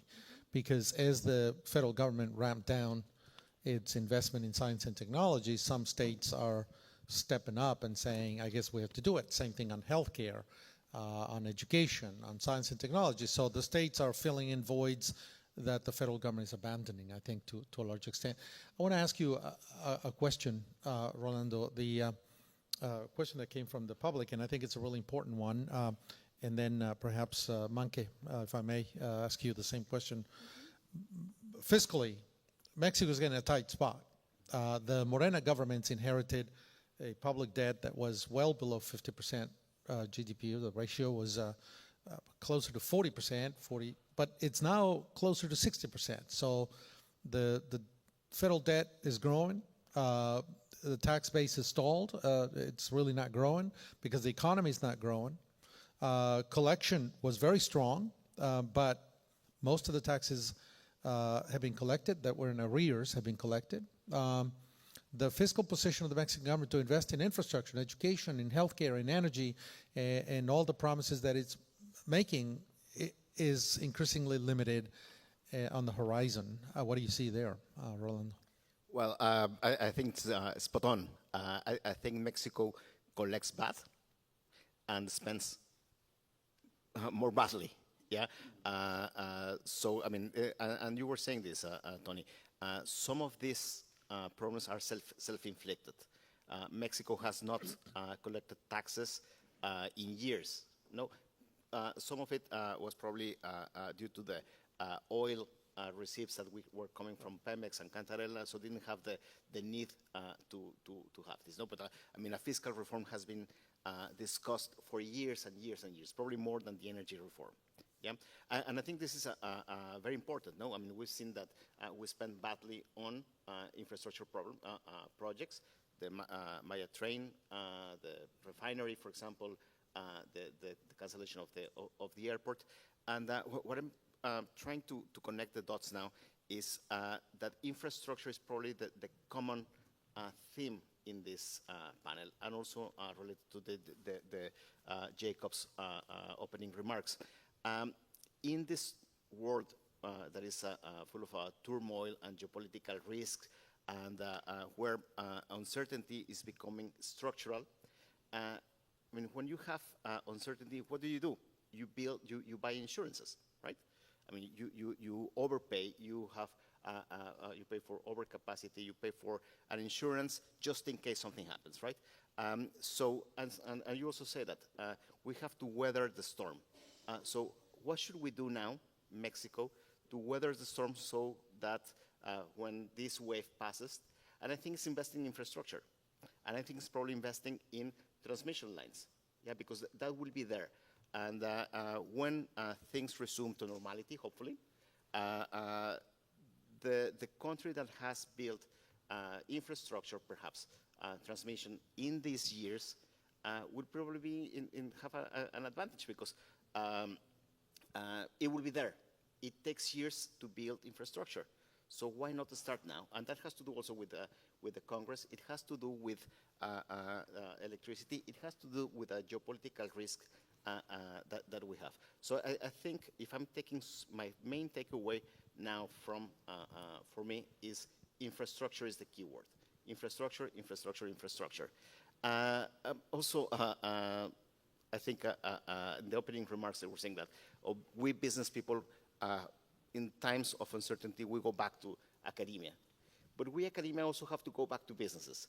And yesterday we're discussing over dinner, and there are some things that won't change in the US-Mexico relationship. One is geography. One is a large border. One is that many Mexicans live in the US. So thinking, say after 4, 8, 10 years of different governments, those will remain. Those won't change. So we'll have to be ready, and I think that we have to make the decision now for when this storm finishes. Let me add a question, Manke, as you address the fiscal situation in Mexico, which I see quite complicated, increasingly complicated, I think. And the Mexican government has refused to raise taxes. In Mexico, they usually call that a fiscal reform. It just means a tax hike. I think that's what they generally mean in Mexico. The taxes are going up. So let me add one more question to you, because you're in Congress and you see what's happening. I think Trump yesterday, a couple of days ago, something like that, the last 24 to 48 hours, said that maybe the USMCA is not really necessary anymore. He told that to Carney, I think, when he was visiting. I believe that it will be there, and I believe it'll be renegotiated. I think he understands that it's key for U.S. interests. What will be in it, who knows? But I think Sheinbaum is counting on a renegotiation. The problem that I see there is that she wants the USMCA to remain, to stay. It's some kind of guarantee. It puts Mexico in a good position to have an agreement with the United States, given the international circumstances. But she also seems to me to want to eat her cake and have it too. A re-centralized economy, monopolistic or oligopolistic sectors, while at the same time enjoying the fruits of open trade. And so there's a tension in there in Mexico. What do you see? So comment to the fiscal situation and then to that, and let's do that very briefly, because I think we're probably, Rodrigo, we got just a couple of more minutes to close up our conversation. We could go on forever, but I think we just wanted to give you an idea of the challenges that Mexico needs to do to make nearshoring a reality. So the fiscal situation and then the USMCA renegotiations as you see it from Mexico City. Okay, I'm going to try to be quick and clear. So you won't grow because of a decree. And that's how the President Sheinbaum is looking at. The federal government says Mexico is going to grow more than 2%. And that's impossible, no? Or 3%, that's impossible. You can't say just because you're the president, we're going to grow 3%. I'm going to talk about the example of Chihuahua, of the state of Chihuahua. Chihuahua has been able to survive this tsunami, if I may use this word, because of the fiscal policies that the state and the municipal government has. Chihuahua, the city of Chihuahua has been very efficient in recollecting the property tax. And that's why it has been able to survive. Chihuahua collects has own resources 70% versus 30% depending on the federal budget. So that's a good thing for the city. And it happens more or less the same for the state of Chihuahua. The state of Chihuahua collects on salary tax, most of it. And that's why it has been able to invest in highways, even if the highways is the function or the responsibility of the federal government. It's actually a crime if you do it, if the state invests in highways without the permission of the federation, and that's very confusing. But anyways, we have a very natural and very good relationship between the private sector, the academy, and the government in Chihuahua. And the example is FECHAC. It's a foundation that when something goes wrong in the state or the cities, like a natural disaster, then the private companies impose an increment in the percentage of the salary tax So we received a state with a debt, the major debt in the country, the most important debt in the country. And so the private sector came in and said, well, we are going to pay 2% more on salary tax. But that's how Chihuahua works. What I'm trying to say is that there is no way that we can move forward if it's not with the companies, with the business, the private sector, the academy, and the government. And the other question was about the USMCA. So I think it's fundamental that we have to revise and we have to sign. There is no opportunity of growing if we don't do it as a region. So again, I am the kind of person who thinks that everything comes back to local and region, and then national, no? So I guess the president has to work to beat the challenges that we have internally in the country, so we can be competitive and we can be able to sit at the table and sign again the USMCA. Let me tell you, to conclude, the Center for the U.S. and Mexico here at the Baker Institute is now, I think, the premier think tank in the United States to think Mexico in the U.S.-Mexico relationship. There were other think tanks, but at least one good partner of us at the Woodrow Wilson Center has now shuttered. So we certainly hope to step up in the conversation. And we want to be optimistic. We want to make sure that we point out what the challenges are, but not to put the prospects down, but rather to say, this needs to be addressed, this needs to be taken care of, this needs to be fixed, because that's the job of us as think tanks, to examine, diagnose, analyze the problems, and then propose solutions. So often the conversation turns somewhat pessimistic, but we don't see challenges as defeat. We see them as opportunities to be proactive and to come up with ideas. I want to thank the panel because I think they did an excellent job at pointing out some of those challenges. The next panel, I think, will address the future, and I think we'll hear some of the solutions that lessons learned and solutions that might help both Mexico and the United States and the North American region to address some of these challenges. So I thank you, Rolando, Manke, Marco, Arturo. Thank you for joining us in this panel. Let me help our panel. Thank you.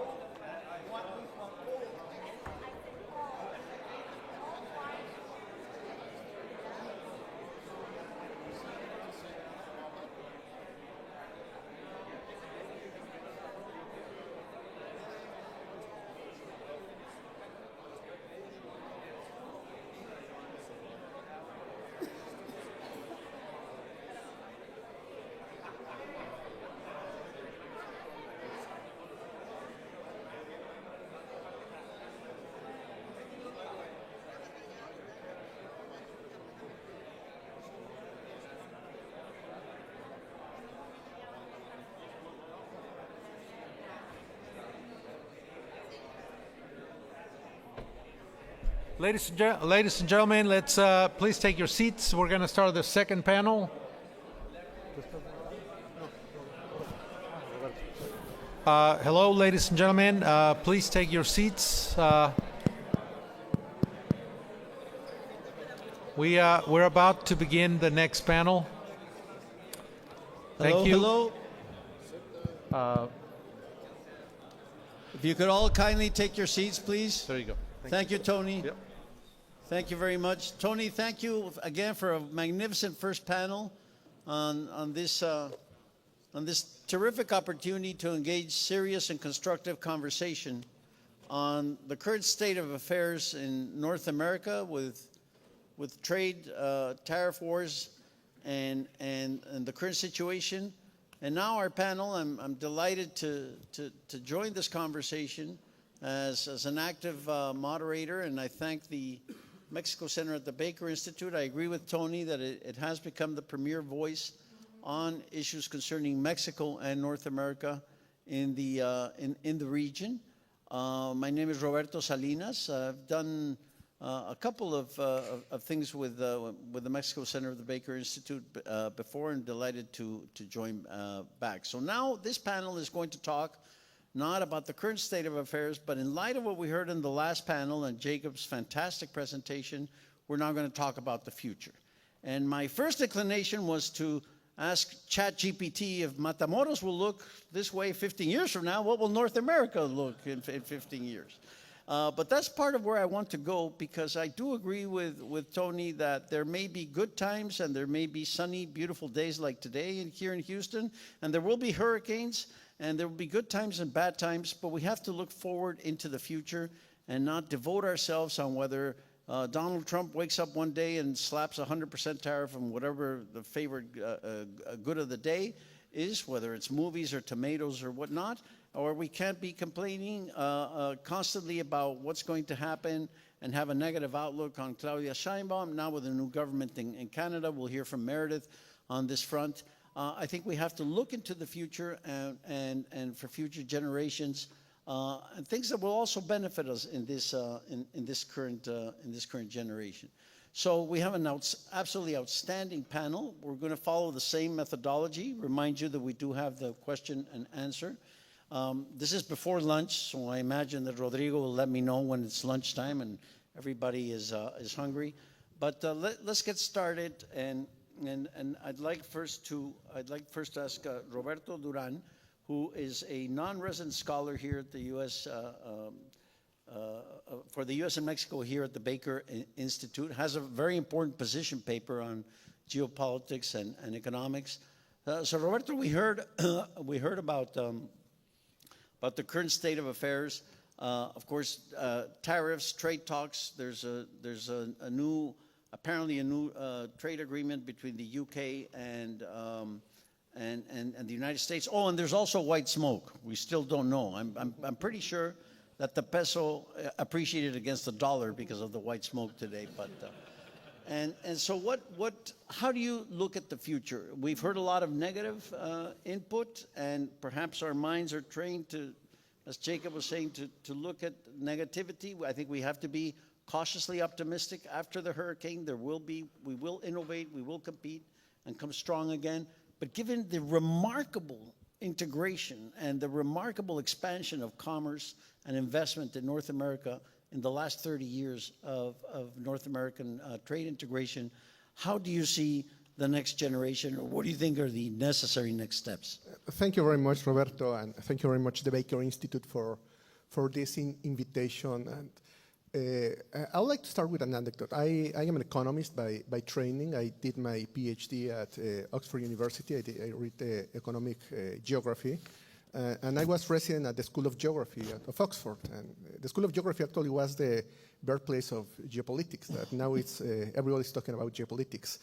And something that it's very interesting about this geopolitical approach that we listen in the morning, opposite to economics, is that we focus in the hard constraints, in the really structural forces that can drive economic development. And despite all the noise that we are reading, we can focus with this kind of analysis on long terms. And I totally agree with this morning lecture. I think that North America has a brilliant future. North America, like the continent, it's blessed by a privileged geography, like resources. We have an enormous territory that is unexplored. We are protected, as President Trump said, by two beautiful oceans, and we do not have to be worried about the next invasion, where it's gone, opposite to Europe, to things that happen in the other side of the world. So I think that in the long term, like this North American bloc will have all the opportunities to compete and to be relevant in the world. And this North American bloc, it's fully integrated by the US, Canada, Mexico, and I'm sure that Central America will have a role on this. When this future will happen, and I think that that's my economist part that comes, like, well, in the long term, everybody will be dead. And how are we getting to that long term is the key question. And I think that that's something that we have to ask. And given the recent events that we have seen, I wrote this position paper that you can read in the Baker webpage. And I suggest that there are like 5 basic forces that we have to pay attention to have an understanding of the direction of all these events that are unfolding in front of our eyes. Maybe the first one is like try to understand and to learn that this is not all about economics. It has to do with geopolitics. It has to do with security. And in this moment, for good or for bad, we have all these conversations happening at the same place. This is not exactly new, but the way it's happening, it's new. After we signed the NAFTA, these conversations between economic agenda, political agenda, immigration were separate. I used to be part of the government of President Peña Nieto in the Ministry of Finance. I never had a conversation about security. So that was an incredible privilege for this asymmetric relation between Mexico and US to have these separate channels. This is not happening anymore. Everything is on the table. And yes, I would say, and we are seeing that there are geopolitical objectives that are being more important than the economic agenda. And specifically for Mexico, we know that it's security, we know that it's immigration, and it will be more important the role of China within the North American supply chains. And I would say that the good news is that I think that the two countries are aligned in the main objectives. I think that nobody in Mexico, reasonable in Mexico, would say that it's in the best interest of the country to have the drug lords ruling the northern border, or not having control of what is happening in the border, or having like a good flow, a normalized and ordered flow of immigrants. So I would say that Mexico and U.S. in the core aspects of security and migration will be aligned, and I think that it's very positive, opposite what might be happening in Europe. So as we are seeing in front of our eyes, like Mexican and U.S. government are getting agreements on these difficult topics. So sooner or later, we will be ready to go and start discussing the serious topics about the economic agenda, but this will be mixed. I think that this is going to happen. The second force, I would say that we will be following a very pragmatic agenda in the U.S. and Mexico. And this pragmatism is because of the restriction and the limits that the countries are facing. I truly believe that, and I share the opinion of the morning's lecture, that in North America we do not have other option more than having like a strong economic cooperation and being integrated. So this pragmatism eventually will emerge as long as we have agree and we fulfill the security issues that we have in the agenda.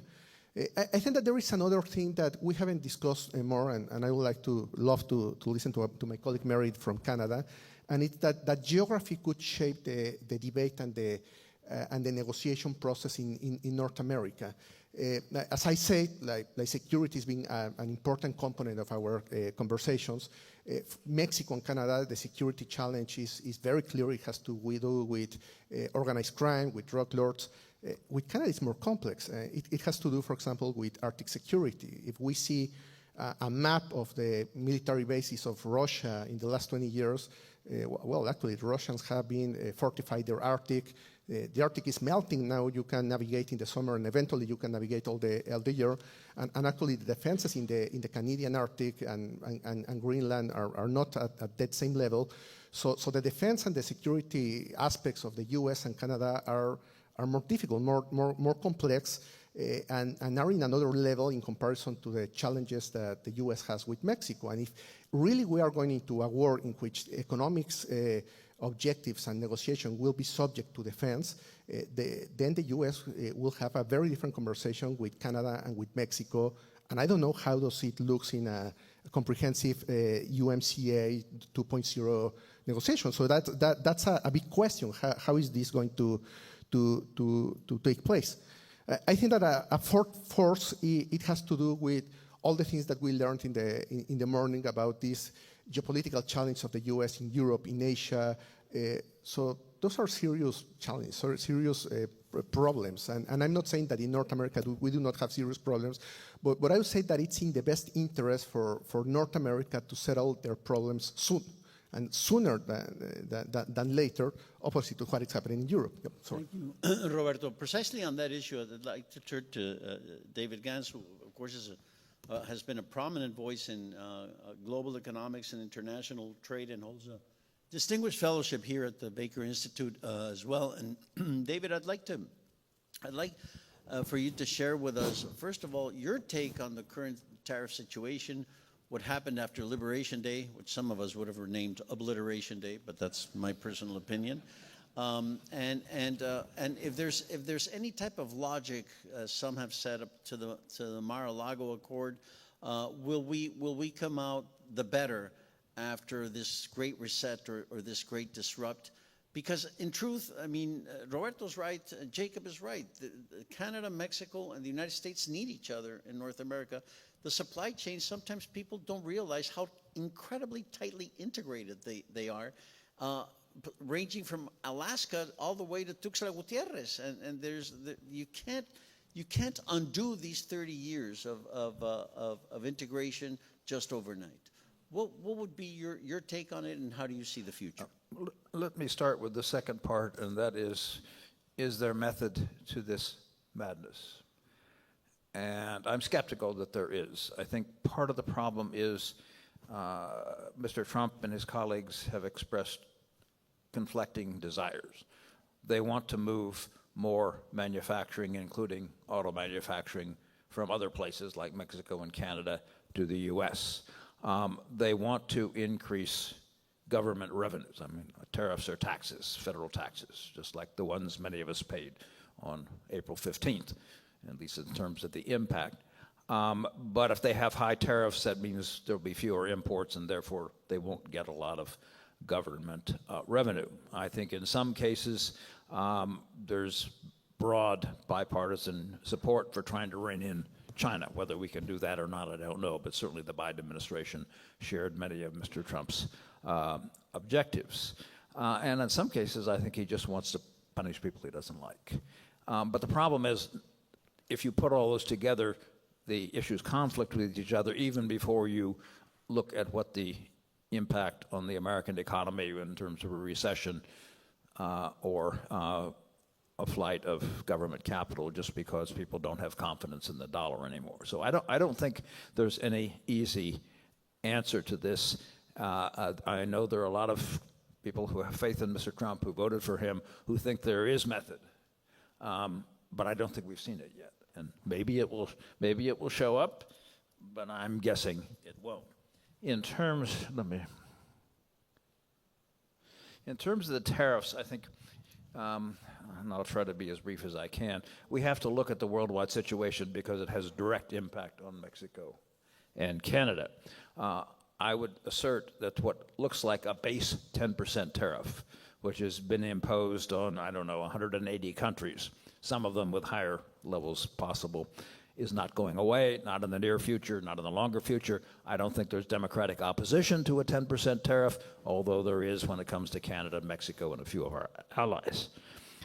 These reciprocal tariffs, some of which go up as high as 50%, may be reduced with negotiations between now and July 8, and maybe they won't.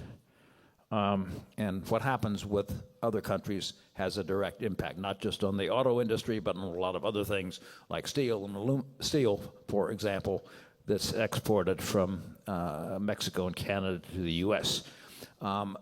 The first tentative agreement, and I think it's really tentative because I'm not sure it's going to happen, between the U.S.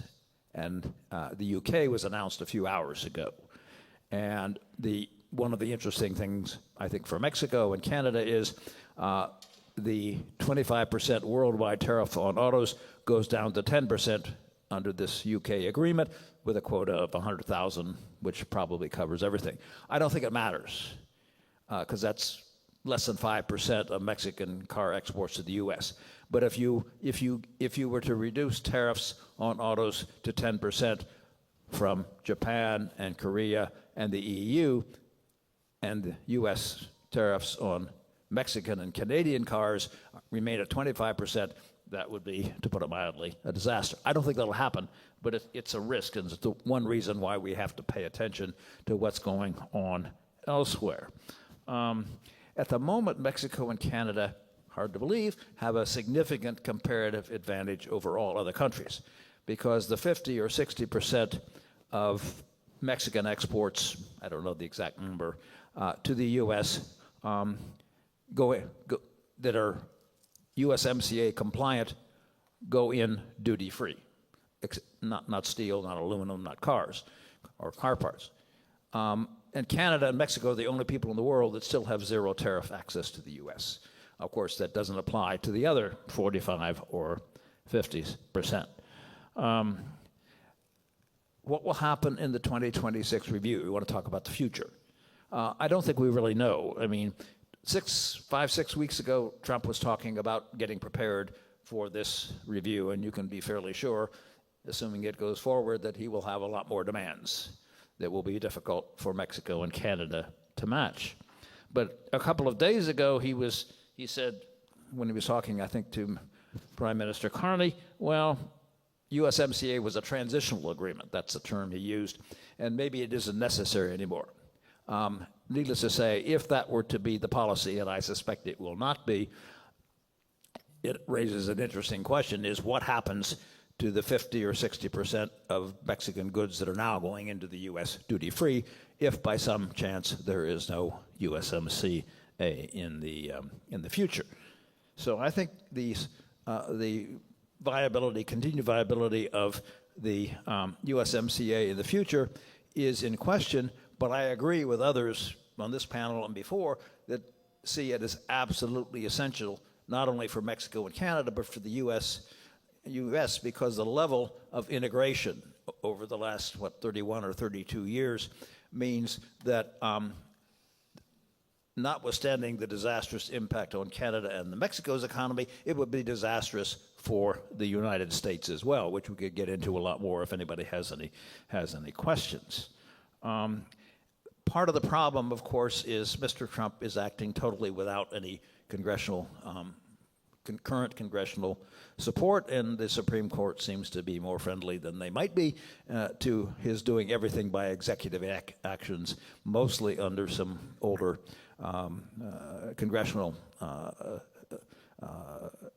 legislation, 1962, 1977, in which the Congress delegated an enormous amount of authority in what is supposed to be its monopoly on interstate commerce and foreign commerce to the executive, and there is nobody in the Congress today who can successfully challenge that. The Republicans won't say a word. The Democrats complain a bit, but they don't have enough power to have much influence. I think things could change even in the next few months. If you have empty shelves at the supermarket, at Walmart, TJ Maxx, if inflation starts going up again, and perhaps most significantly, if there is a continuous effort by foreigners, Japan, China, and others, to sell U.S. government obligations and put their money into Swiss francs and British pounds and EU euros, that could really get the attention of the administration. We saw him back off his reciprocal tariff assessments in a week because of that. So if it looks like the U.S. economy is going downhill, and if the financial markets are being attacked, I think there is, in the very near future, a possibility that some of this will either be retracted or postponed. For example, there's no way, in my view, you can negotiate trade agreements with, I think there are 19 countries that are in current negotiations between now and July 8th. So I will be surprised if that deadline doesn't get moved forward. There may be a few, let's face it, UK is pretty easy, even though the U.S. exports of agricultural products to the UK will be a firestorm in the UK. Japan, Korea are much more difficult. I think probably a minor agreement between the U.S. and China is possible fairly soon because everybody knows you can't sustain 40% tariffs, but you probably still end up with 45 or 50% tariffs. So I think the immediate future is probably more uncertainty of the same. And I think for Mexico and Canada, the most essential aspect realistically is to be sure that all goods that meet USMCA requirements, which is, keep in mind, it's not just the goods that have been exported in the past, it's those that have gone into the U.S. in the past that didn't need the certification from U.S. rules of origin. When you add that to the 50% of Mexican exports that were going in under USMCA a few months ago, you're probably well over 60%, assuming everybody's doing the proper documentation. I mean, this is a very short-term overview of things, but I think the most important takeaway is the era of low U.S. tariffs is gone. The idea that our MFN tariffs, which average less than 3%, are going to come back, it seems to me, is very fanciful. I think 10% is probably the new base. And how that fits in with what Mexico and Canada have both in some cases better treatment, in other cases worse treatment, is one of the huge uncertainties, which I certainly have no immediate answer for. Thank you. Thank you, David. I'd like to turn to Meredith, who is joining us virtually from Ottawa, another distinguished voice in trade and global economics in Canada and in North America. Meredith, thank you for being with us today. I'd basically like to ask you the same question. Many people, when we talk about North America, see the relationship between Canada and the United States, which is going to top $800 billion in two-way trade this year. Between Mexico and the United States, it's also going to top the same number. We seem to be 1 and 2, and competing for who's the number one spot. But what comes after? I mean, these are not very encouraging overviews in terms of if we have a base of 10%. At this stage of the game, we should be talking about integrating human capital markets, integrating infrastructure markets, public-private partnerships, as we talked about in earlier sessions, and even the integration of capital markets, open skies, and all kinds of other really cool stuff. What is the view from Canada, especially in light of the new Carney government? Thanks very much for the opportunity to be here. And I wish I was there in person. I've been watching online and following the discussion. So before I move to the future, I'll just catch us up on the brief overview of where things are in Canada. I think the conversations I've had with Americans in the last few months, Canada has never been more present in the United States than in the last few months, and I think that's regrettable, and it's largely because the relationship between Canada and the United States has taken a bit of a step backwards. It's been a really rocky relationship over, January to March, I would say. A difficult time. Criticisms by the president and his senior advisors have actually been taken quite personally by Canadians. So I think Jacob this morning, mentioned that there's been resurgence of Canadian nationalism. So, we've had this tariff threats, tariff realities, tariff climb downs. It's created a great deal of shock and awe.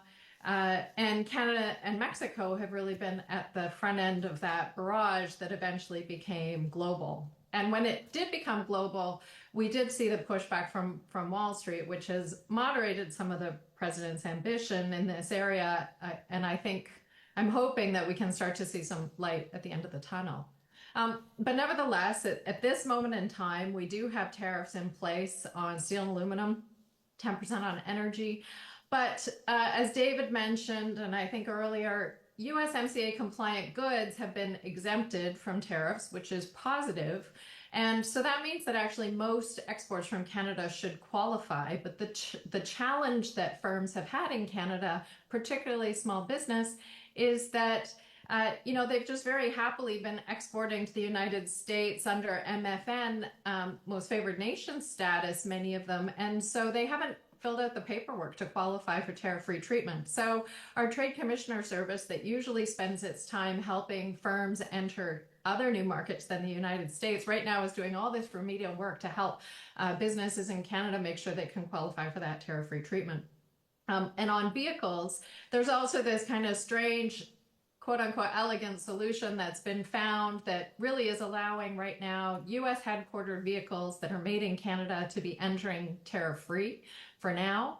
But I'm not sure that it's a long-term solution. I think it's a little bit of a stopgap as we head into USMCA negotiations around rules of origin.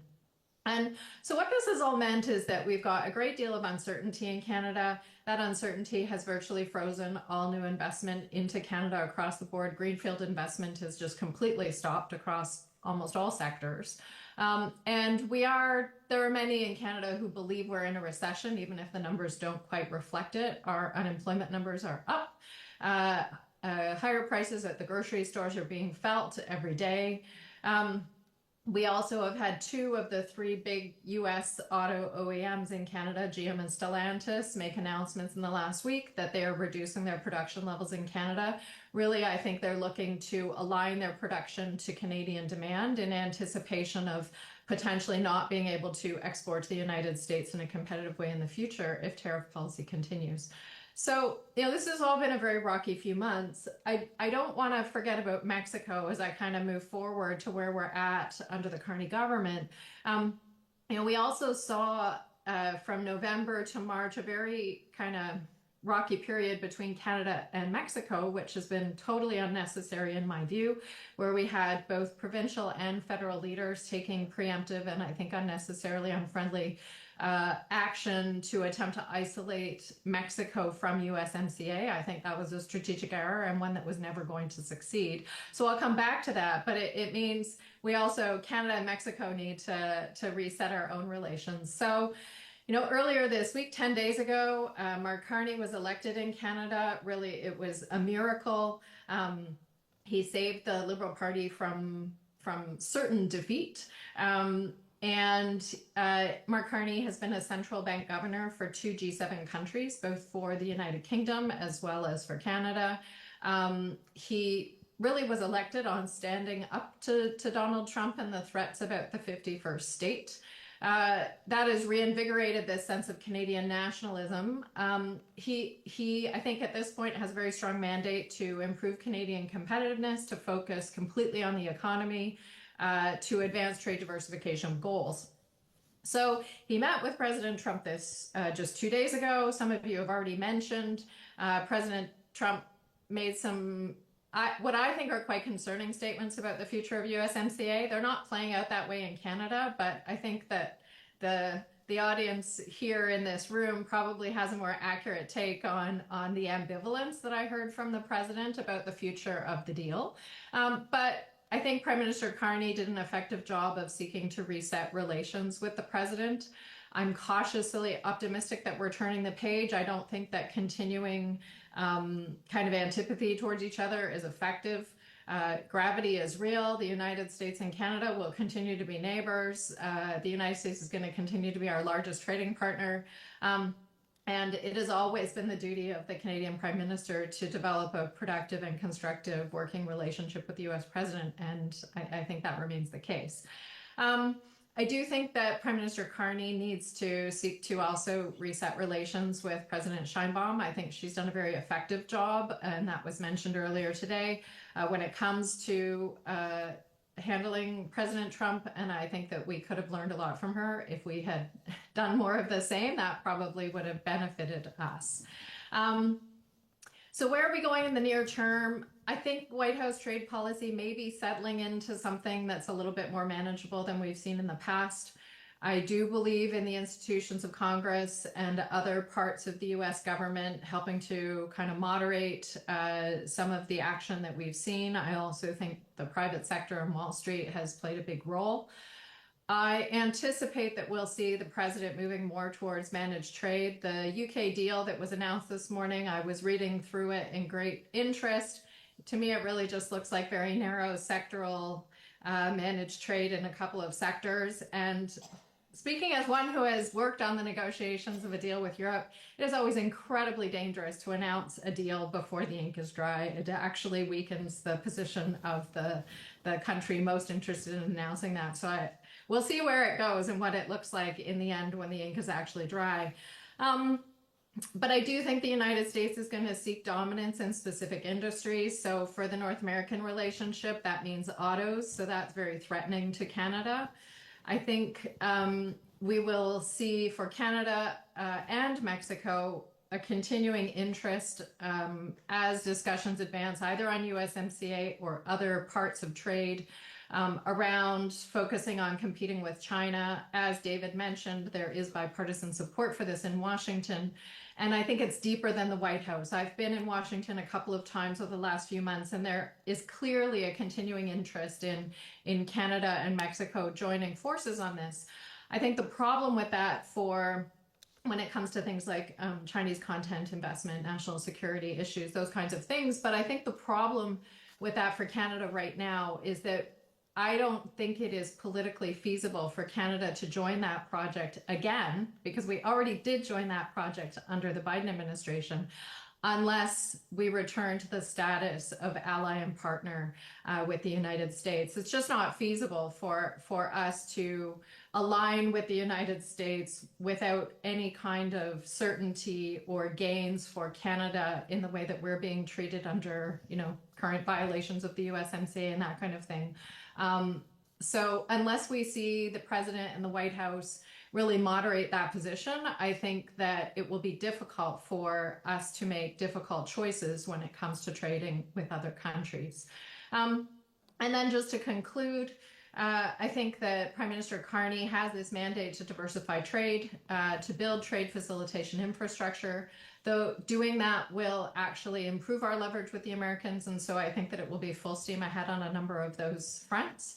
That doesn't mean that I don't anticipate future cooperation with the Americans. I think we will have that by necessity and by desire. But I think there will be a hesitancy to further increase our exposure to the United States if that's just going to be, pocketed by the president and not treated as a form of partnership. I'll stop there. Thank you. Thank you very much, Meredith. I'm glad you mentioned also the opportunity for greater collaboration between Canada and Mexico, because we always forget when we talk about this, it's always trade with the U.S., trade with the U.S. But one great experiment has been actually the explosion of trade and investment between Canada and Mexico in the last 30 years.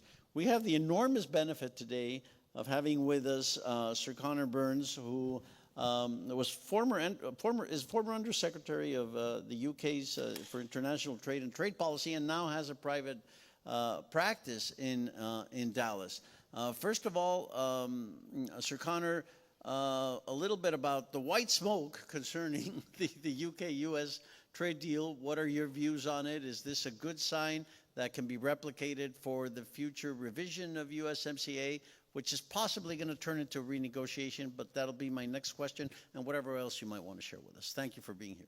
Well, thank you, and it's a delight to be here in Houston today at the Baker Institute for my first in-person event since I became a non-resident fellow here last year, after my own Liberation Day, when the electorate relieved me of my elected responsibilities in the UK. And for me, it was a liberation. Can I just quickly say thank you to the team at Baker for putting this together and all the work that's gone into it, and a huge thank you also to our sponsors. Our sponsors at the Nearshore Company, because these things, I know this, don't happen without sponsors. White smoke. I'm obviously very cautious as a Brit to come to this continent and, to mix our metaphors, pontificate. That doesn't have a very good history of landing well. Let's just say a quick word about the UK-US announcement this morning.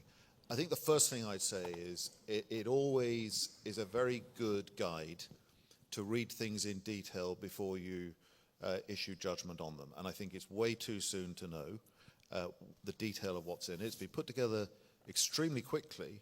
Some brilliant officials at what was the Department for International Trade have been working on this for a long time. I was involved in the state-level Memorandum of Understanding program, which was a substitute, a non-legally binding substitute, when the auto pen of Joe Biden said he wasn't interested in doing federal-level agreements. But I want to wait for a little bit and get the detail on it. But what I would say is I'm not totally convinced that it's going to be a huge win, because it's within the context of what President Trump has announced more generally. And I was very struck by a line in an article I think it was in the Telegraph, who described the tariff announcement, dressed up with all the Roman numerals as though it had been very carefully calibrated, but it was a back of a fag packet operation. And it was described as, it's like the moment in The Godfather, when Jack Walsh wakes up to find a horse's head alongside him in the bed. The purpose is to frighten and to let Walsh know who's in charge. And I think that is what it is. And I'm worried going forward about what all of this says, not the detail of it, but what all of this says about the perception of America's reliability in the world and the extent to which the rest of the world can take America's word to the bank. The boast this morning in from the administration is that the UK's tariffs are going down from 5.1 to 1.8, but America's are going up from 3.4 to 10%. Let's have a look at the detail before we get into this too much. Look, a declaration of interest here. I fell in love with international trade. I want to share a quick story with you. I went to number 10 to the cabinet room the day after Boris Johnson became Prime Minister, and I'd been very close to him in his wilderness year, building towards the premiership. And he sat opposite me, and in that very Boris way, looked at me and said, "Oh, my friend, I got an amazing job for you. I want you to be Minister of State for International Trade. Get out there and bring me back some full, fat, stonking free trade agreements." I thought, well, this is really exciting. And then I went back to the department to be informed by the gleeful officials that I was Minister of State for Trade Policy. And I discovered quite how complicated trade is. I was very struck when I waded through the 7 lever arch folders of detail, for example, about the multiple tariff lines on girls' dolls, depending on what they were made of, whether they were dressed in cotton, satin, silk, polyester, or mixed fabric. It was complicated and fascinating. And there is a tendency, of course, to fixate on the tariffs, but there's a lot more to trade than tariffs. There's all the tariff rate quotas we heard earlier about in terms of beef. There's all the other restrictions that can be placed on trade between 2 willing partners by a country that is determined to try and block it. I don't think, for example, I had a better explanation of this than my counterpart when I visited Chile, who looked at me with a twinkle in his eye and he said, "Minister, when are you going to have a look at the UK tariffs that are in place to protect the UK's olive oil production?" Now, the UK doesn't produce any olive oil. For those of you who have not been to the UK, and I know there are some of you going to Scotland in a few weeks' time, that is still just about in the UK, you will see our climate is not conducive to producing olive oil, nor, by the way, is it particularly conducive to growing mangoes or oranges, which we also have tariffs on. These are legacy things through the EU. I think what I want to say is, aside from all the tariffs and all the regulatory aspects of this, at core, trade facilitation is about human connection.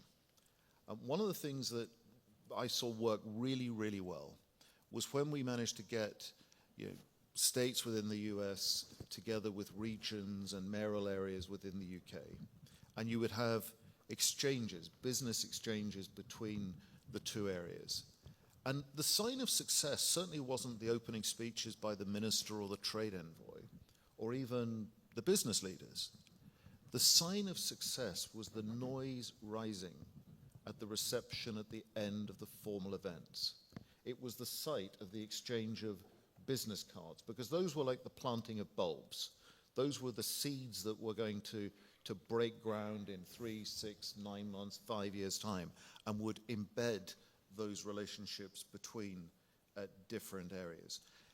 One final thing just on the technicalities. Be very careful when you hear about average tariff levels. We're very clever about this in the UK. We have extremely low tariff levels on, for example, seal meat and donkey meat.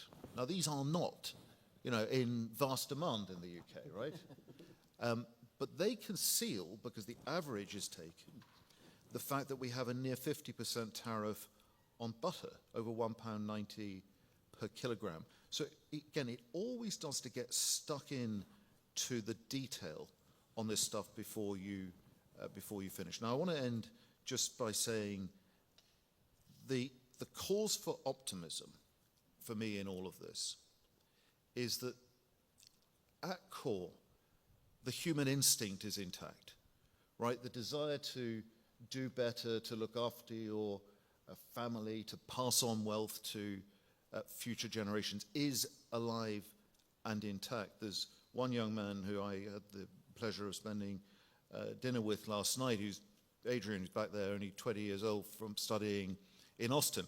His generation right, who are the ones that we all ought to be very, very interested in, face the very real prospect that they may be the first generation in living memory to be worse off than their parents. That's why this stuff matters. Free exchange between countries is the best guarantor of ongoing prosperity and diversity. And the words that I want to sort of leave you with are the words of Adam Smith, and I think they are pertinent, particularly to what is coming out of Washington now. And they run, one of my favorite Adam Smith quotes, the uniform, constant and uninterrupted effort of every person, I should say for today, he said man, but every person to better their condition, the principle from which public and national as well as private opulence is originally derived, is frequently powerful enough to maintain the natural progress of things towards improvement, in spite of both the extravagance of government and the greatest errors of administration. Like the unknown principle of animal life, it frequently restored health and vigor to the Constitution, in spite not only of the disease, but of the absurd prescription of the doctor. Now, my friends, I think that we can still be optimistic because people still want to do better. They want to see a link between risk and reward, between effort and return. And if we can continue to harness with freer trade, greater market access, that human instinct, we will create both personal and national prosperity. Margaret Thatcher summed it up very well, where she said, a man may climb Everest for himself, but at the summit, he plants his country's flag. Bravo.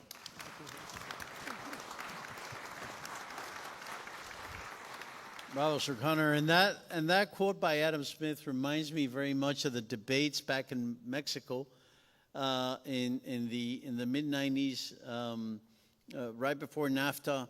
And you remember, Roberto, my tocayo Roberto, the big debate back then was the big fish is going to eat the little fish, and we're going to get decimated, and Mexico is going to lose competitiveness.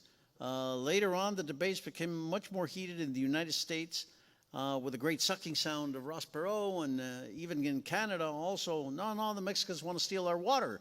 Well, the hydrological nationalism that sometimes prevails in certain Canadian sectors. And look where we are now. It's allowing that free market access, that free trade, and harnessing that individual effort that has led us to this explosion of trade, also of investment.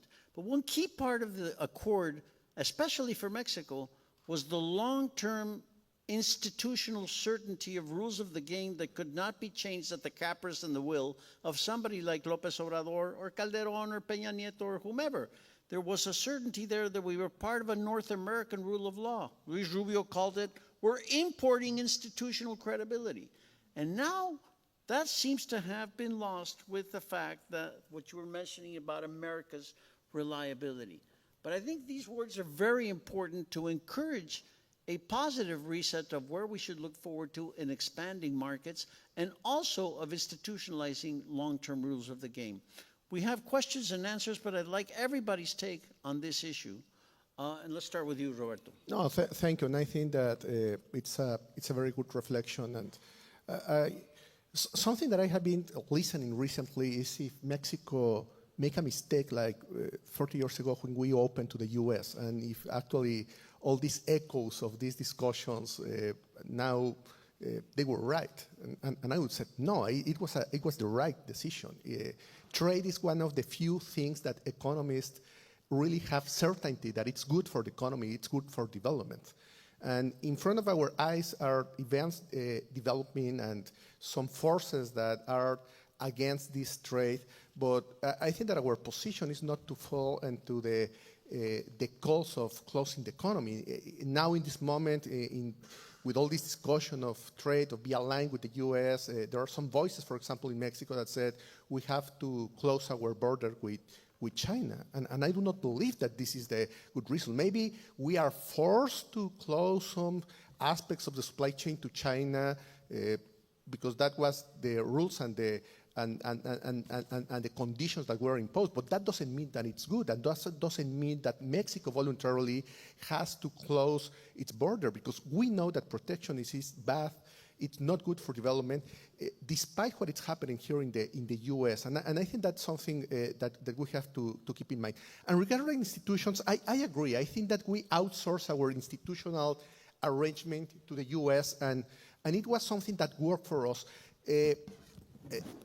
This is not something that we can control, but there are things that we in Mexico, Mexican companies, Mexican businessmen have to do, and we have to learn how to assess the difference between external and domestic risk. We do not know how to read what is happening in the world because we completely outsource this international geopolitical strategy, this institutional arrangement, and we have to develop more intelligence reading these signs of changes that are happening outside and learning how to react to those signs. And I think that that's a homework that private companies, governments, municipal governments have to learn how to assess those risks and to have like domestic strategies to react against those risks that we are facing.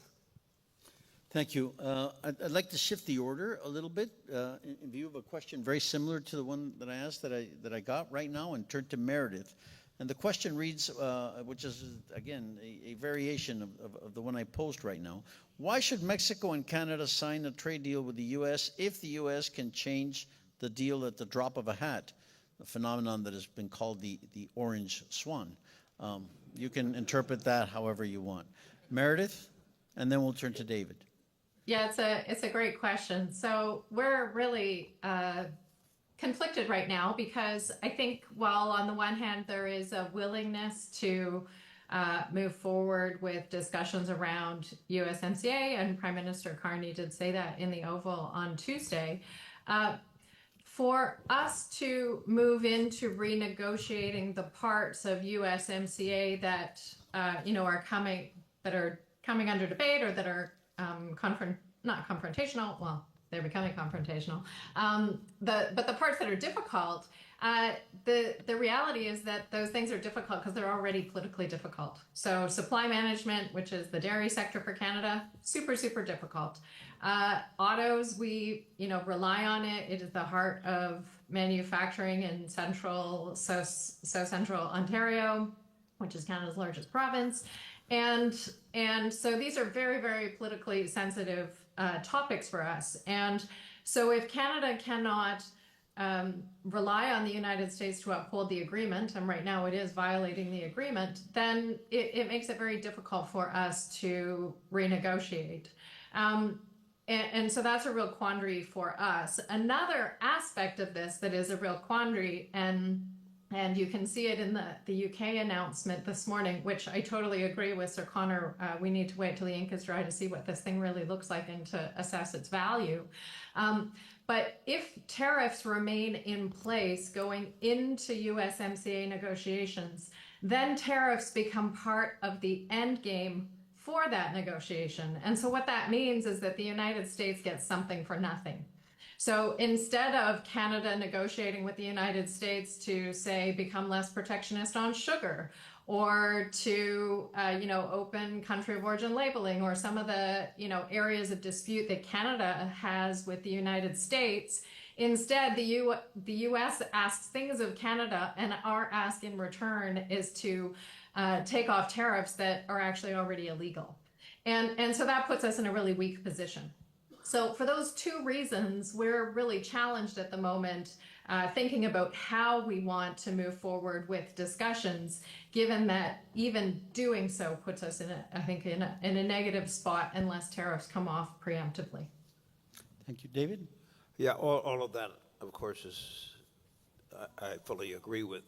And I think that one of the broader problems that has come out of this first 110 days is a broad question which says, can any of our partners in trade or other agreements depend at all on what the U.S. has negotiated? I mean, obviously, the tariffs on auto, steel, aluminum, and the departure from MFN treatment on the USMCA products are in flagrant violation of U.S. agreements. But keep in mind, the U.S. has about a dozen or 15 FTAs, free trade agreements, with Chile, with Peru, with South Korea, with all of Central America. And every single one of them has been violated because they all essentially provide, at least for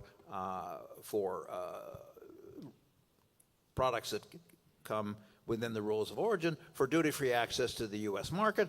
And they essentially provide also that for other products, the MFN tariffs that the U.S. agreed to in 1995, which average about 2.5% or 3%, even though there's some spikes, apply to everything else. And, you know, the blueberries from Peru come in now under 10%. They were zero before. The salmon from Chile, and obviously the autos from a lot of places as well. So I see the problem that Mexico and Canada have if they're going to sit down in July of next year and look at reviewing, renegotiating the USMCA. They may be able to get by with some damage limiting provisions. Will they get anything in return from what the Trump administration wants? And what's to prevent Mr. Trump in 2027 from repudiating everything? And keep in mind that the U.S., theoretically with support from Congress, can withdraw from USMCA with 6 months written notice. There's a big question as to whether Mr. Trump could do this himself, but Republicans in Congress at least won't object to anything he does, as far as I can tell. And the Democrats don't have any power. So I think, and this goes well beyond trade. I mean, what about the NATO? What about other agreements, defense agreements with many other countries? I just don't see how realistically it's going to be very hard for Canada, for Mexico, for many, many other countries that are negotiating on trade to figure out, number one, what they're willing to tentatively agree on, like the UK, and to determine whether or not whatever has been agreed upon will still be followed by the U.S. in, say, 3 or 6 months. So I think that's an ongoing problem, and I don't see any immediate solution. We have about 5 minutes left, and before I turn it to Sir Connor, there are a couple of UK-related questions that I'd like to add to the mix, which is one of them concerning Brexit, and that the exit of the UK from the EU did not seem to bring the benefits promised. What are the lessons for public opinion now? And similar to that is another question on the UK. The UK has been the US's most important political ally since World War II. Again, on the reliability issue, do you see cracks in that relationship? Yeah, 5 minutes. Well, 3 minutes. No. Okay, look, just really quickly on the previous one, and no appearance by a Brit is complete without a Churchill quote. Churchill said during the last war that there was only one thing worse than fighting with allies, and that is fighting without allies. And I think I twist that on trade. There's only one thing worse than trading with rules, and that's trading without rules. Now look, the World Trade Organization is in many ways a basket case. You know, the dispute resolution stuff there, it takes too long. There are too many national and regional interests that supersede the actuality of the case in front of them. The solution to that is not to walk away from it and not appoint people to the appellant panel. It's to get stuck in and try and recalibrate the international rules-based trading order. I was involved in helping set up and then recruit the chairman of the UK Trade Remedies Authority. And right, we had not had an independent trade policy. I think we had an independent trade policy for 2 months of my life. I was born in September 72. We had to go to New Zealand, right, to recruit our head of negotiations, a brilliant guy called Crawford Faulkner. We gave him a knighthood for it. We were making this up as we went along. And one of the things we were trying to do with our Trade Remedies Authority was to make it faster, because often when there's a complaint, the market has moved on, jobs have gone by the time the bodies report and issue any corrective sanctions or sanction tariffs or introduce quotas. and so on. So I would hope that the US at some point will come back to wanting to shape the rules of international trade. I just also say, by the way, one of the worst decisions any country can ever make is to move their trade policy inside their domestic business department. Because domestic business departments aren't there for business. They're there for very big business, which is very different to the people who are the engine rooms of economies. The BPs of the world, they can get round the table with ministers all the time. Politicians don't go out and talk enough to the medium-sized businesses who can be the engine of export. Quick statistic, probably slightly out of date. When I was trade minister, I was told that less than 10% of UK companies exported anything beyond the UK internal market. And of that 10%, something like 65% were accidental exporters. In other words, they didn't have a deliberate export strategy. They had a web presence, somebody happened upon their website, they fulfilled an order, and we classified them as exporters. There's a lot more that countries can do just by informing and working with business as to how they can access external markets. Look, on Brexit, right, I voted for Brexit. What I voted for was what we rather tritely call global Britain, right? That the EU is shrinking as a share of world GDP, and there are regions and countries around the world that are going to be the motor of future job creation and growth. And I wanted us to get out there and get stuck into them. When I did the assessment of the UK's trade priorities, I went through 4 things. Size of market, potential for growth within market, complementarity and synergy with the UK's offer and the market's need, and then subjectively, the others were broadly empirical, but subjectively, what is the political will to engage with the UK on trade talks? So, you'd want Mercosur. If you couldn't get the whole of Mercosur, you'd want Brazil. You'd want the South Africa, Botswana, Mozambique customs union. If you couldn't get that, you'd go for South Africa, etc. I tried to bring some sort of rhyme and reason to our approaches. But what we've done is the worst of all worlds, right? We've left the European Union, but we've pretty much whole-scale kept all the rules and all the tariffs and so on. And I just hope that back home, I'm out of politics now. There's a government that's not of my persuasion, but I wish it well, because I love my country. I want it to do well, whoever is in power. But I just hope that back home in Britain today, there are people in the government who are reflecting on the blossoming of the flowers, the seeds of which we planted some years ago with the India trade talks, with the US, which I welcome. Let's see the details, but I welcome the fact we've done something. I hope they remember that we couldn't have done these things if we were still members of the European Union. So what do I think about Brexit? I still think it's a good idea, and I hope one day soon the UK actually does it. So it's Brexit for the right reasons, which would bring us back to discussions of nationalistic interpretations of trade and that marvelous version of the Churchill quote, which I think we should etch in stone somewhere around here. And it's part and parcel of looking at the future for North America. Unfortunately, we've run out of time. I would like to share my own contribution to this, which is very, very simple. I think in North America, between Canada, the US, and Mexico, we should get rid of the balance of payments calculations. Nothing would change in the real economy, and it would make us sleep a lot better at night, and it would make Peter Navarro a little bit more irrelevant. And I think that's probably a good contribution.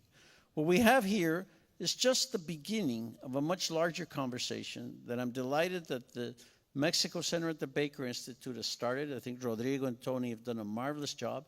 As a famous British analytic philosopher, J.L. Austin, used to say, this is merely the first word, certainly not the last. So thank you for this wonderful conversation. Thank you to all our panelists. Meredith from Ottawa that joined us.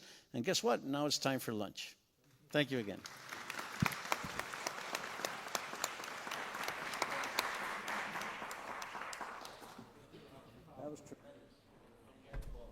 Let me just thank you, everyone. Let me just announce lunch. It's a box lunch, so you can pick up your lunch and then come back here and enjoy lunch for a few minutes before we call our lunch keynote. So please, out in the hallway, and then you can bring your lunch in here.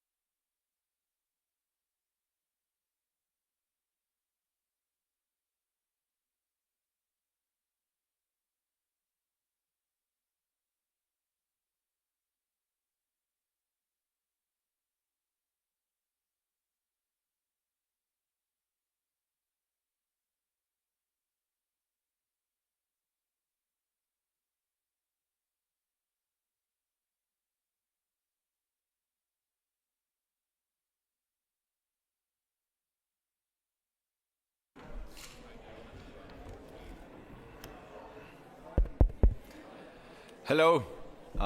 Sorry to interrupt your lunches, but I hope you're enjoying the food and the drinks and the event in general. We're very happy that you all chose to join us to the very end, and I cannot think of a better way to finish our event than with our very good friend, colleague, and business partner, John Cohen. I like to say that I tell this to whoever listens and sometimes even to people that don't want to listen to me. But I tell them that I wish that John Cohen would represent all cities, because I do think that if all politicians, all elected officials were like John Cohen, we would be living in a much better world. And I think after you listen to his biography, you will share that same opinion with me. So Mayor Cohen, he's of course a Brownsville native. He did study in St. Joseph's, which is a school with a very long tradition. We actually have more alumni here from St. Joseph in Brownsville. But he then went to study college in Notre Dame, which is not exactly Kansas anymore. And he did great as in many things in his life. He graduated cum laude from Notre Dame.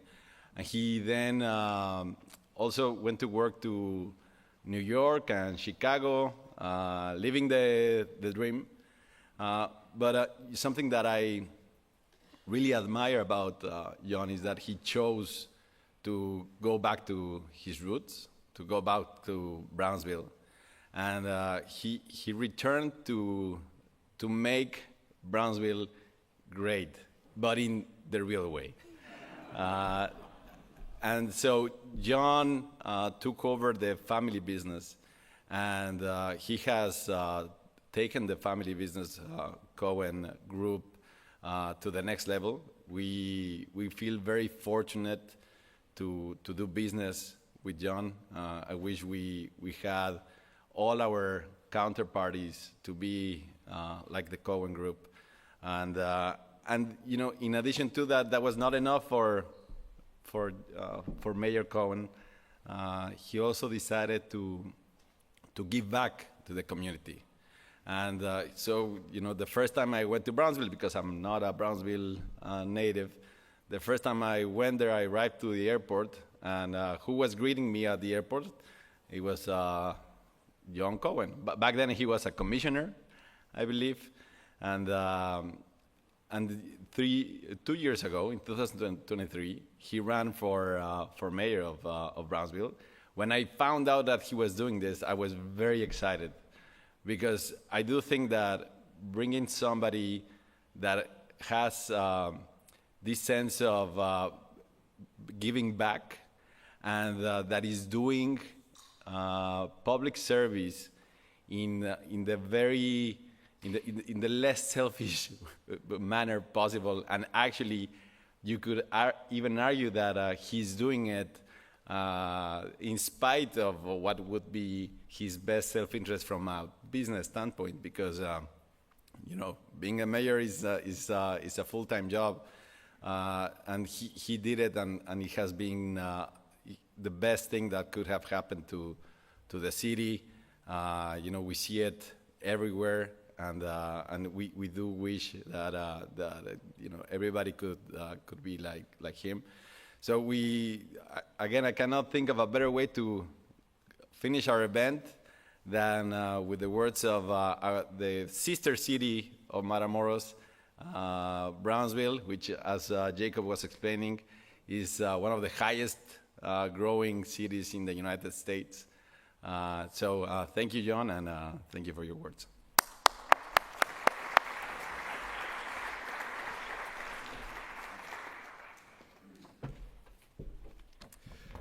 Wow. Good afternoon, everyone. That was a wonderful introduction, Armando, and happy birthday. again. I was telling people I was missing a shot of tequila before I did this, but it is my extreme privilege and honor to join you here at the Baker Institute at Rice University, one of our country's premier institutions, to discuss the future of North American trade and economic integration. I want to especially thank my friends Jorge Gonzalez and Armando Martinez from the Nearshore Company for organizing this key event and inviting me to speak to you all. Let me begin by sharing a bit about my background and where I grew up, a city that I am proud to represent, Brownsville, Texas, the southernmost city in our great state. I'm proud to be a sixth-generation Brownsvillian. My third great-grandfather, William Neal, arrived from England to Matamoros in 1820, and soon after, he built the first wood-framed house in Brownsville before its founding, and witnessed firsthand the Mexican War of Independence from Spain, the creation of the Republic of Texas, the Mexican-American War, and the U.S. Civil War. He was mayor of Brownsville twice in the late 1850s and clearly lived through a time of great geopolitical change and turbulence. During his term as mayor, Brownsville had a population of approximately 2,800 people, and it served and continues to serve as a key gateway for trade and commerce between Mexico and the U.S.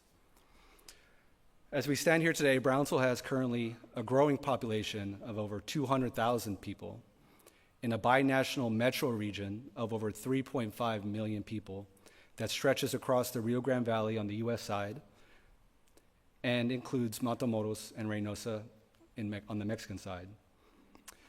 As we've heard today, we are now facing geopolitical headwinds with the new administration quickly implementing a well-planned agenda focused on nationalism, protectionism, and as a result, isolationism. Despite these challenges, I still strongly believe that we have before us the most opportunity that our city and region has ever had in its history.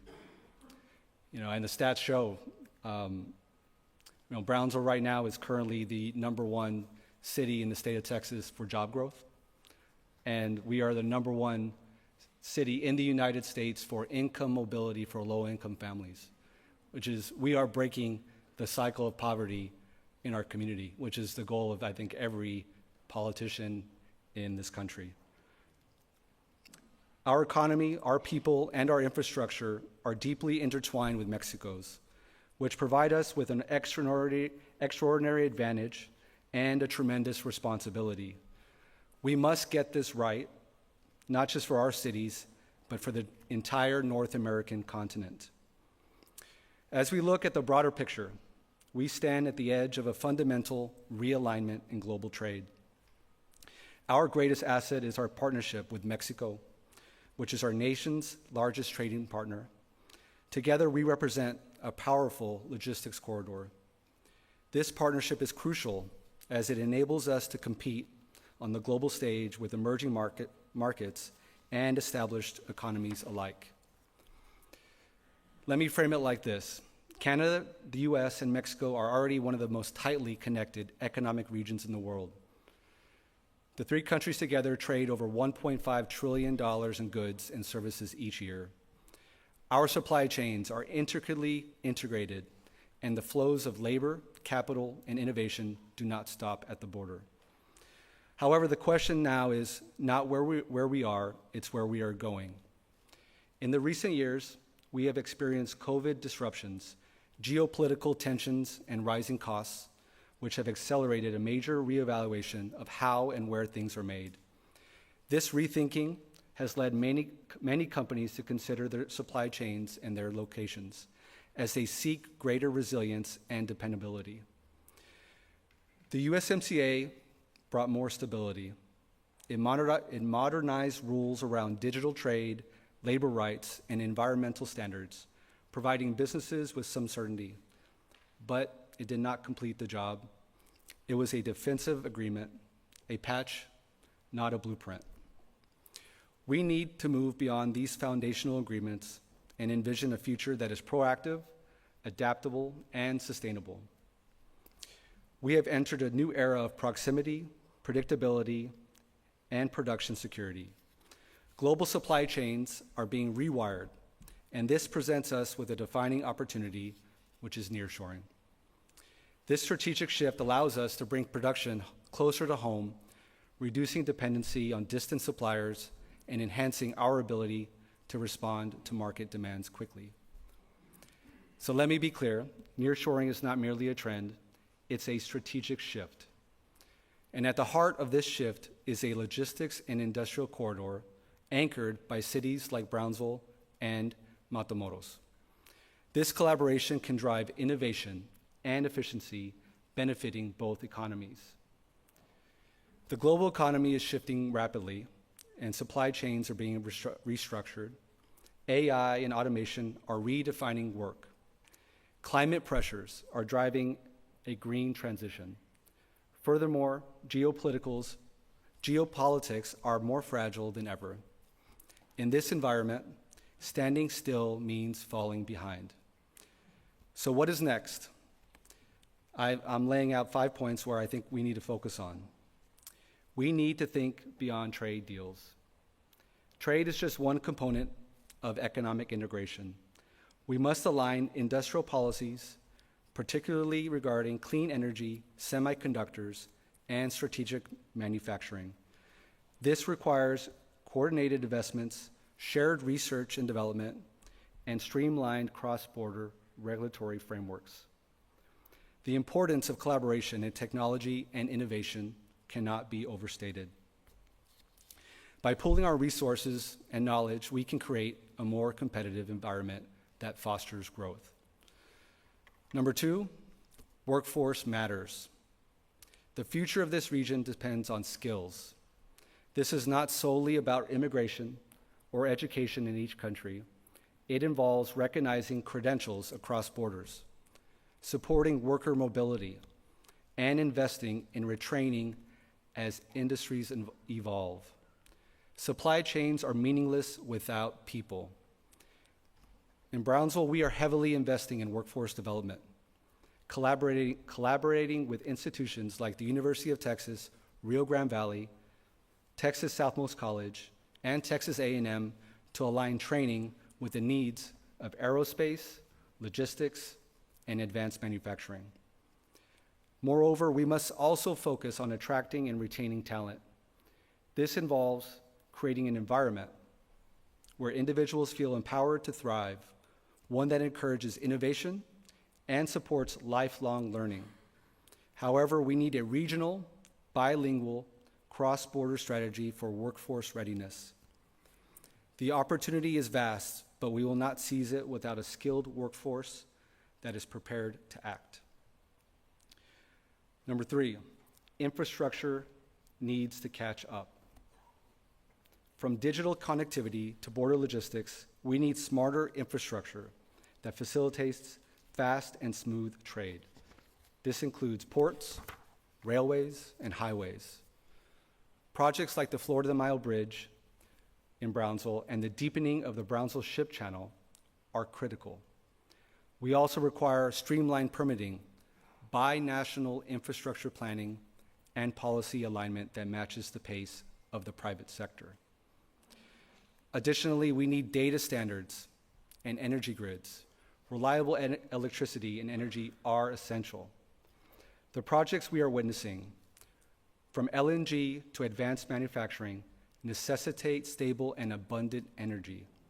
This means expanding our grid capacity, diversifying sources, and building infrastructure that can support large-scale industrial users. This is not just a challenge for Texas. It is a cross-border issue. Mexico must also address energy access and reliability to sustain the pace of industrial growth. Number 4, small businesses and startups deserve a seat at the table. Currently, most of the benefits of integration accrue to large corporations.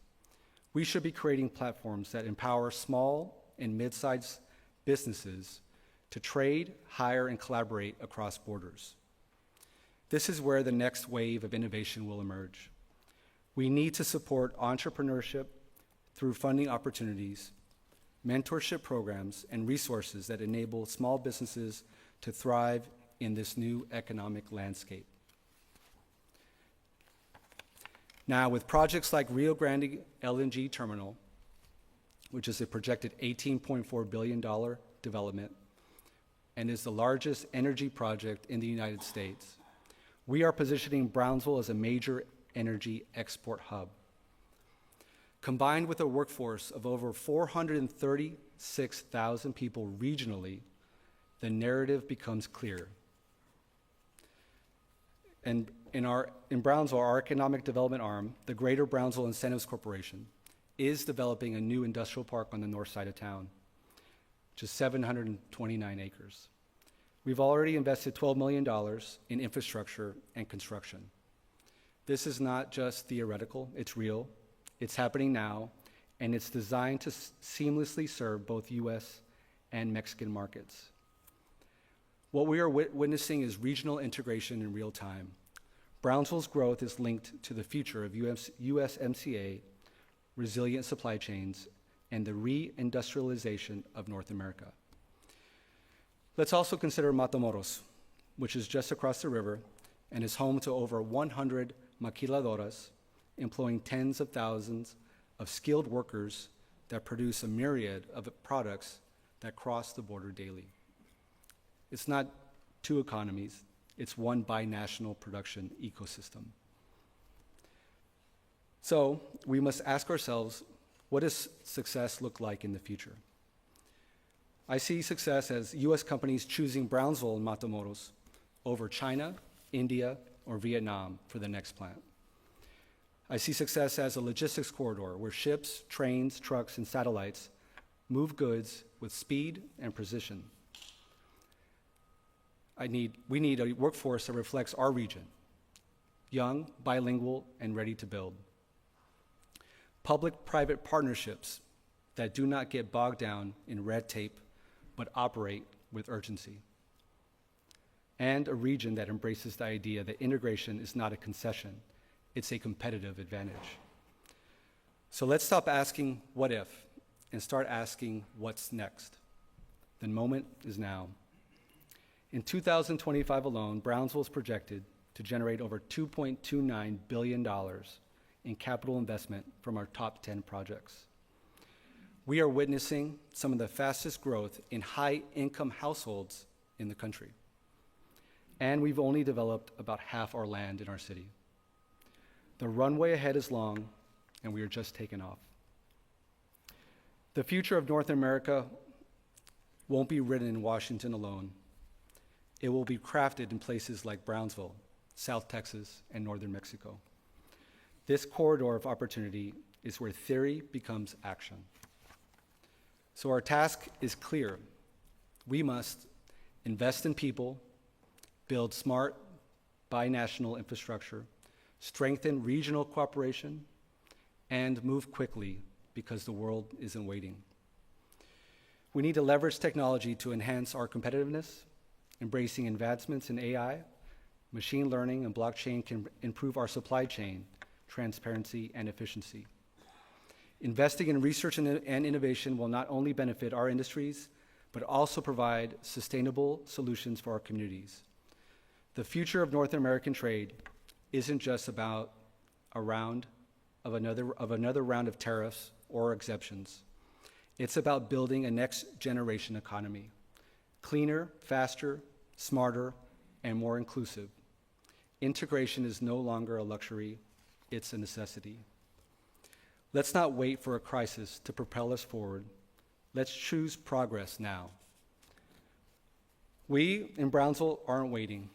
We are building. We are leading, and we invite you to be a part of it. In conclusion, as we move forward, let's remember that our collective success relies on collaboration, vision, and innovation. Together, we can forge a future that's not only about enhancing our economies, but also benefiting our communities and creating a legacy of prosperity for generations to come. Thank you very much.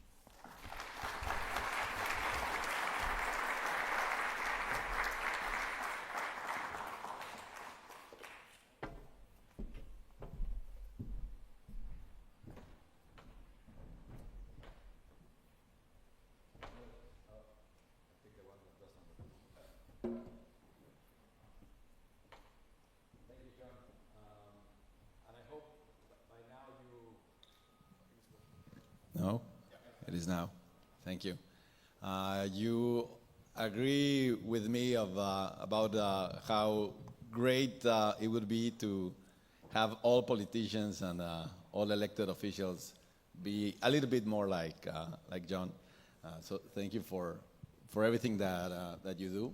Thank you. John, maybe a question that I think it's a little bit related to what also Jacob was saying earlier. I think it's fair to say that Brownsville and Matamoros lag behind other cities, at the border, even just considering the Mexico, the Tamaulipas, Texas border. But now, thanks to the work that you do and many people do, that is finally seeming to change. But can you speak a little bit about, what do you think led to Matamoros, Brownsville lagging behind other cities in the, like McAllen, Reynosa, El Paso, Juarez, and what can we do to make sure that we fulfill its potential? So I think at the core of our history, I know Brownsville for a long time was actually the poorest city in the United States, right? And that's because there was lack of investment, not only from the public sector but also the private sector, and our best and brightest did not have opportunity, so they would leave, and so it was basically a cycle of poverty, right? And so now, and also I would say leadership is a big factor in government, and I think having strong leadership now, not only in our city but also regionally, is allowing us to propel our cities to the next level. And I think now that we also have these huge anchor investments in our area, with SpaceX investing $3.5 billion at Starbase, moving their headquarters from Hawthorne, California to right outside Brownsville, we really don't understand what that's going to do to our city. We're trying to figure this out. Their supply chain is being moved to Brownsville. They want to build one Starship every 2 days at their factory, right? They're planning to launch to Mars next year in around November. Let's see if they hold up that timeline. But they need to send 1,000 rockets to Mars to colonize, right? So you look at what's coming and the scale of what's coming to us. I don't know how any city could be actually prepared for this, but we're really trying our best from an infrastructure perspective, from a workforce perspective, to make sure that we can capture that growth in Brownsville, and so that it also benefits the region and Matamoros, so that we all come up together. Yeah, thank you. And if anyone can, it's you, John. So I think you're up to the challenge. And we were discussing earlier with Roberto your various trips to several cities in Mexico. We actually met in Mexico City some time ago, and after this event, he's traveling to Monterrey for yet another event, just to give you an idea of how much of a work John is putting to make sure that we capitalize on this. But can you talk a little bit about, why before, my perception, I can be wrong, is that this was not done? Like Brownsville and maybe other cities were more focused, north of the border, let's say, and did not try as much this integration that you are pursuing. That's a great question. When I was elected mayor, one of my first things I did was I went to Matamoros to speak to the Index Matamoros group, and that's the manufacturing association in Matamoros, and they told me I was the first mayor to go and speak to them, ever from Brownsville, which is shocking to me, right? A round of applause for that. Thank you, John. But I think I'm fortunate that being a customs broker, being that I go to cross all the time, that I understand the business climate over there, and I understand how important it is to our region.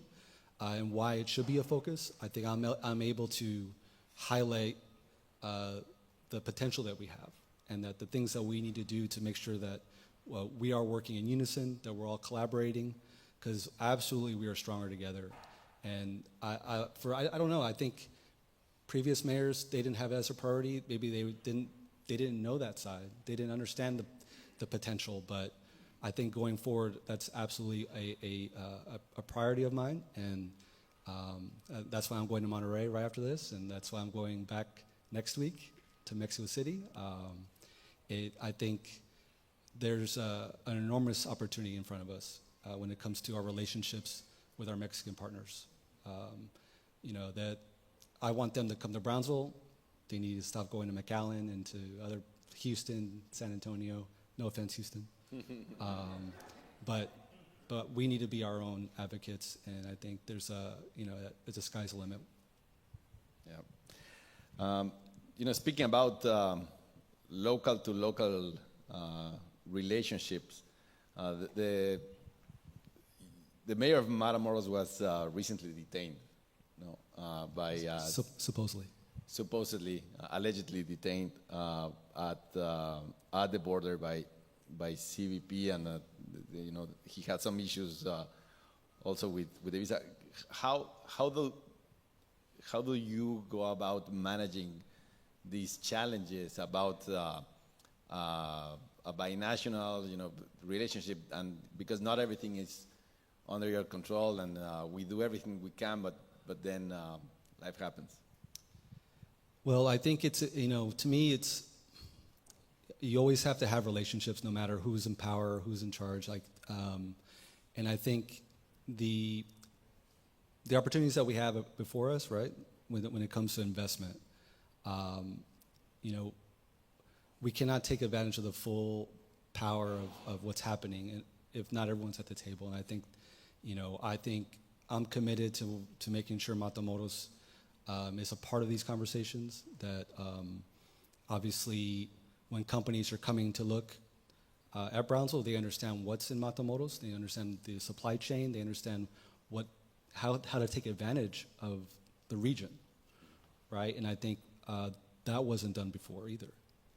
So I think, these issues that do come up on the political environment between both countries, we have to cut through that and talk about the things that are going to benefit our region, and it's a win-win situation for both of us. So I think we have to continue to be proactive in those discussions and make sure those relationships are open, and we're continuing to collaborate.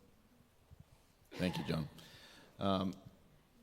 When we met with you, you went through the list of projects that are being launched, in the next, either in progress or about to be launched very soon. And by the way, when I first met John at his office, he was telling me about all of this bright future, and I couldn't help to not be skeptical. I was like, really, John? But that has all materialized.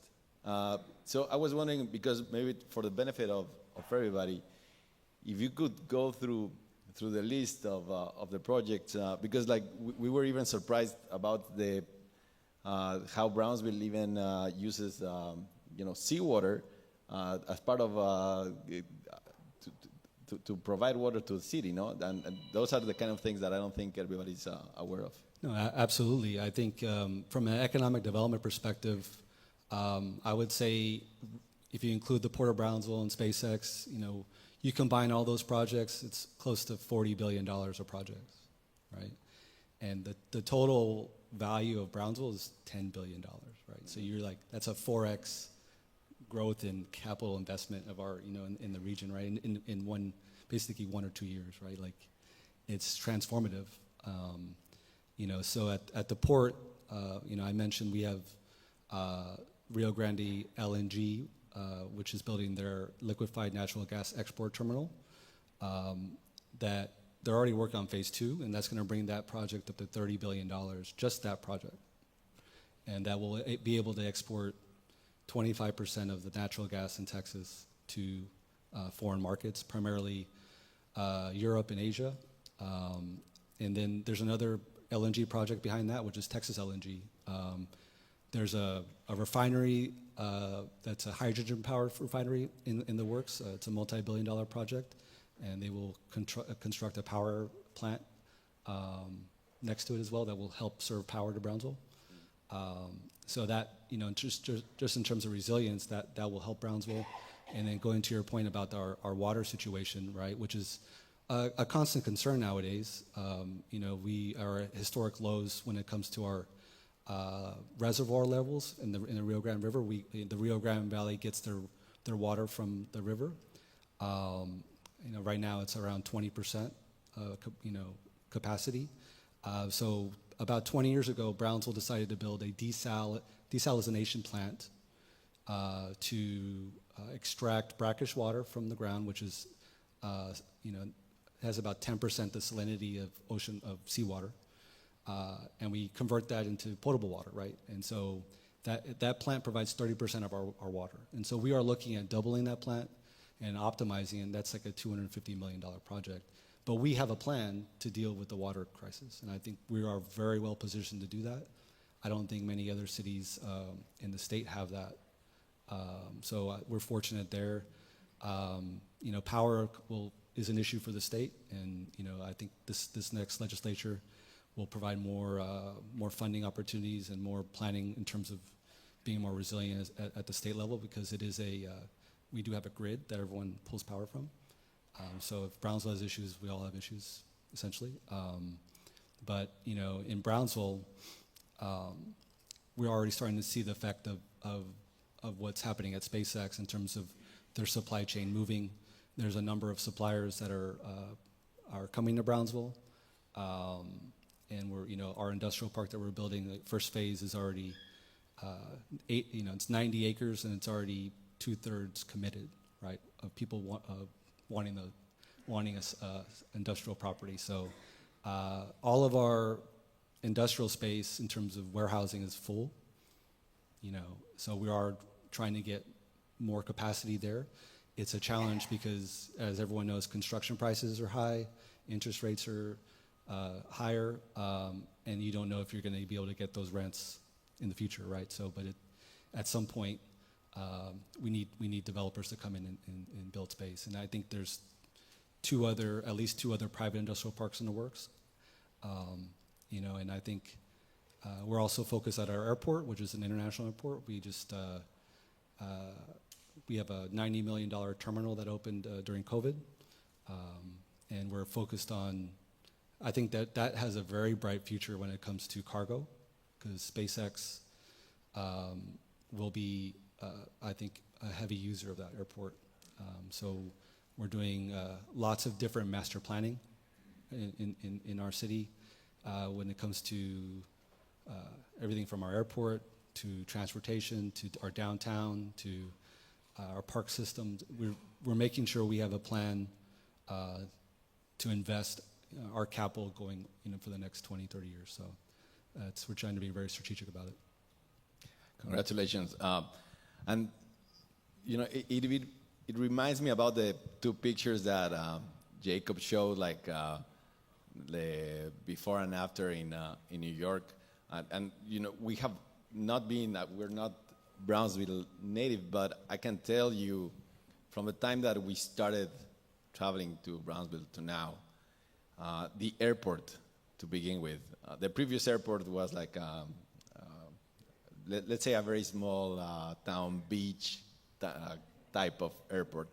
And now it's a brand new, modern, state-of-the-art airport. And if you showed a picture of the before and after, it would feel like what Jacob showed. Like this must be, 50 years must have gone through, but it's actually, very recent. And I wanted to underline, underscore, highlight. It's $40 billion for a city that has 200,000 people. So it is major, right? I mean, sometimes I think, especially because nowadays we have an administration that talks in billions and trillions, like left and right, and you get lost and you don't assign so much meaning to the figures. But 40 billion for a city that is 200,000 inhabitants, it is major. So congratulations. And well, with this, I want to thank you, John, again for everything you do, and I hope you join me in giving him a round of applause. Thank you.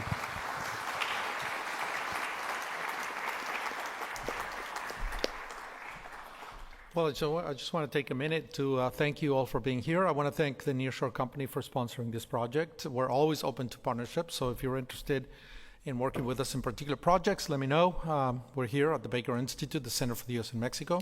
And I also want to thank all the speakers this morning for being here. I really appreciate your knowledge, your thinking, and your willingness to come to the Baker Institute here on the Rice campus. And I also want to thank the Tecnológico de Monterrey. The Tec de Monterrey has been an incredible partner. We've actually done so many projects over the last 10 years. Tec de Monterrey is really, really an excellent partner of the Baker Institute. We've done quite a bit. And some of them, including two of our speakers this morning, are actually non-resident scholars of our, even though they're in Guadalajara and Monterrey, they come to Houston and we go down to Monterrey. But Rolando still has to invite me to Guadalajara for sure. So I think the conversation will go on. We're focused on North America. We're focused on Mexico-U.S. relations, and we're focused on public policy. So hopefully we can fill that vacuum, especially in these challenging times when so many conflicting news are coming out of Washington, D.C. and Mexico City. Here we are in Houston, and Texas being really the elephant in the room and probably the state that is most connected to Mexico than any other state. You have to remember the $800 billion commercial relationship between Mexico and the United States per year, and I think in the next 5 years it could very well be $1 trillion a year. That's the size of almost, any smaller country economy, and 60% of it goes through Texas, ends in Texas or originates in Texas. So Texas is definitely the big elephant in the room, and I've always said Texas depends on Mexico as Mexico depends on the United States. That's how intertwined Texas and Mexico is. A complicated history if you read the independence of Texas from Mexico, but at the end of the day, we're joined at the hip, and the future is really together. So thank you, everyone. Have a good afternoon, and we'll hope to see you here in our next events. Good.